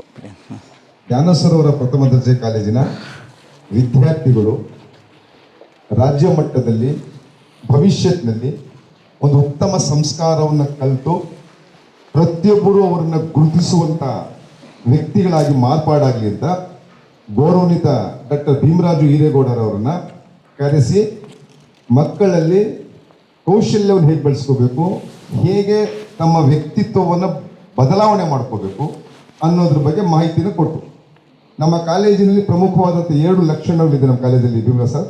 ಒಂದು ಶಿಸ್ತು, ಮತ್ತೊಂದು ಸಂಸ್ಕಾರ. ಇದು ನಮ್ಮ ಪ್ರಾಂಶುಪಾಲ ಮೇಡಮ್ ಜೀವನದಲ್ಲೂ ಅಳವಡಿಸ್ಕೊಂಡಿದ್ದಾರೆ, ನಮಗೂ ಕಲಿಸಿದ್ದಾರೆ, ಮಕ್ಕಳಿಗೂ ಕಲಿಸ್ತಾ ಇದ್ದಾರೆ. ಅದರ ಜೊತೆಗೆ ಸಂಸ್ಕಾರದ ಜೊತೆ ಕೌಶಲ್ಯ ಬರಬೇಕು ಅಂತ ನಿಮ್ಮನ್ನು ಕರೆಸಿ ವಿಚಾರಗಳನ್ನು ತಿಳಿಸಿದ್ದಾರೆ. ಇದನ್ನ ಎಷ್ಟು ಜನ ಬಳಸ್ಕೊಳ್ತೀರೋ ಅವರು ಖಂಡಿತ ಇನ್ನು 4-5 ವರ್ಷಗಳಲ್ಲಿ ಡಾಕ್ಟರ್ ಭೀಮರಾಜು ಥರ ಉತ್ತಮವಾದಂಥ ರಾಜ್ಯ ಮಟ್ಟದ ನಾಯಕರಾಗಿ ಮಾರ್ಪಾಡಾಗ್ತಾರೆ ಅಂತ ನನಗಂತೂ ಬಹಳಷ್ಟು ನಂಬಿಕೆ ಇದೆ. ನನ್ನ ವಿದ್ಯಾರ್ಥಿಯಾದರೂ ಕೂಡ ನಾನು ಇವತ್ತು ಈ ಸಂವಹನ ಕೌಶಲ್ಯ ತರಬೇತಿಲಿ ಹಲವಾರು ವಿಚಾರಗಳನ್ನು ನಾನು ಆಲಿಸಿದೆ. ಅದನ್ನು ಖಂಡಿತ ಈ ಕ್ಷಣದಿಂದಲೇ ನಾನು ಅಳವಡಿಸ್ಕೊಂಡಿದ್ದೀನಿ. ಒಂದು ಮಾತು ಹೇಳಿದ್ರು, ತರಗತಿಯನ್ನು ಪಾಠ ಮಾಡುವಾಗ ವಿದ್ಯಾರ್ಥಿಗಳು ಗಮನಿಸಿ ಮಾಡೋದು, ಆ ಬಾಲನ್ನ ಭೂಮಿನ ತಿರ್ಸೋದು, ಅರ್ಜುನನ ಬೆರಳು ತೋರಿಸೋದು, ಇದು ಆಗಲೇ ನಾನು ಮಾಡಿದ್ದೆ. 1996ನೇ ಇಸ್ವಿಲೇ ನಾನು ಮಾಡಿದ್ದೆ. ಆ ಕೌಶಲ್ಯ ಆವತ್ತಿನ ಶಿಕ್ಷಕರಿಗಿತ್ತು, ಇವತ್ತಿನ ಶಿಕ್ಷಕರಿಗೂ ಇದೆ. ಆದರೆ ಅದನ್ನು ಕೇಳಿಸ್ಕೊಳ್ಳುವಂಥ ತಾಳ್ಮೆ ವಿದ್ಯಾರ್ಥಿಗಳಿಲ್ಲ. ಅದು ಬರಲಿ ಅಂತ ಈ ಒಂದು ಕಾರ್ಯಕ್ರಮ ಮಾಡಿದ್ವಿ. ಹಾಗಾಗಿ ಡಾಕ್ಟರ್ ಭೀಮರಾಜ್ ವೀರೇಗೌಡರವರಿಗೆ ನಮ್ಮ ಮಹದೇಶ್ವರ ಎಜುಕೇಷನ್ ಟ್ರಸ್ಟ್ನ ಪರವಾಗಿ ಹಾಗೂ ಪ್ರಾಂಶುಪಾಲರ ಪರವಾಗಿ, ಎಲ್ಲ ಉಪನ್ಯಾಸಕ ಮಿತ್ರರ ಪರವಾಗಿ ಹಾಗೂ ಎಲ್ಲ ಪದವಿ ತರಗತಿ ವಿದ್ಯಾರ್ಥಿಗಳ ಪರವಾಗಿ ಹೃತ್ಪೂರ್ವಕವಾದ ಧನ್ಯವಾದಗಳನ್ನು ಚಪ್ಪಾಳೆಯೊಂದಿಗೆ ಅರ್ಪಿಸ್ತಾ ಇದ್ದೀನಿ. Thank you. ಸರಿ, ಆಯ್ತು ಕೊಂಡ್ರು, ಥ್ಯಾಂಕ್ ಯು. ಹಾಂ, ಸಿಗೋಣ, ಒಳ್ಳೇದಾಗಲಿ. ಹಾಂ, ಹ್ಯಾಪಿ, ಭಾಳ ಸಂತೋಷ ಆಯಿತು. ಎಲ್ಲರ ಜೊತೆಲಿ ಬೆರ್ತೀವಿ ಈಗ, ಫ್ರೀ ಅದೆಲ್ಲ. ಹಾಂ, ಆಯಿತು, ಚೆನ್ನಾಗಿ ಓದಿ, ಗುಡ್ ಲಕ್, ಒಳ್ಳೇದಾಗಲಿ ಎಲ್ಲರಿಗೂ. ಹಾಂ, ಎಸ್. ಹಿತೇಶ್, ಎಲ್ಲಿಂದ ಬರ್ತೀವಿ ಹಿತೇಶ್? ರಾಮನಗರ. ಹ್ಞೂ, ಆಯಿತು, ಒಳ್ಳೇದಾಗಲಿ, ಗುಡ್ ಲಕ್. ಆಯಿತು, ಇದು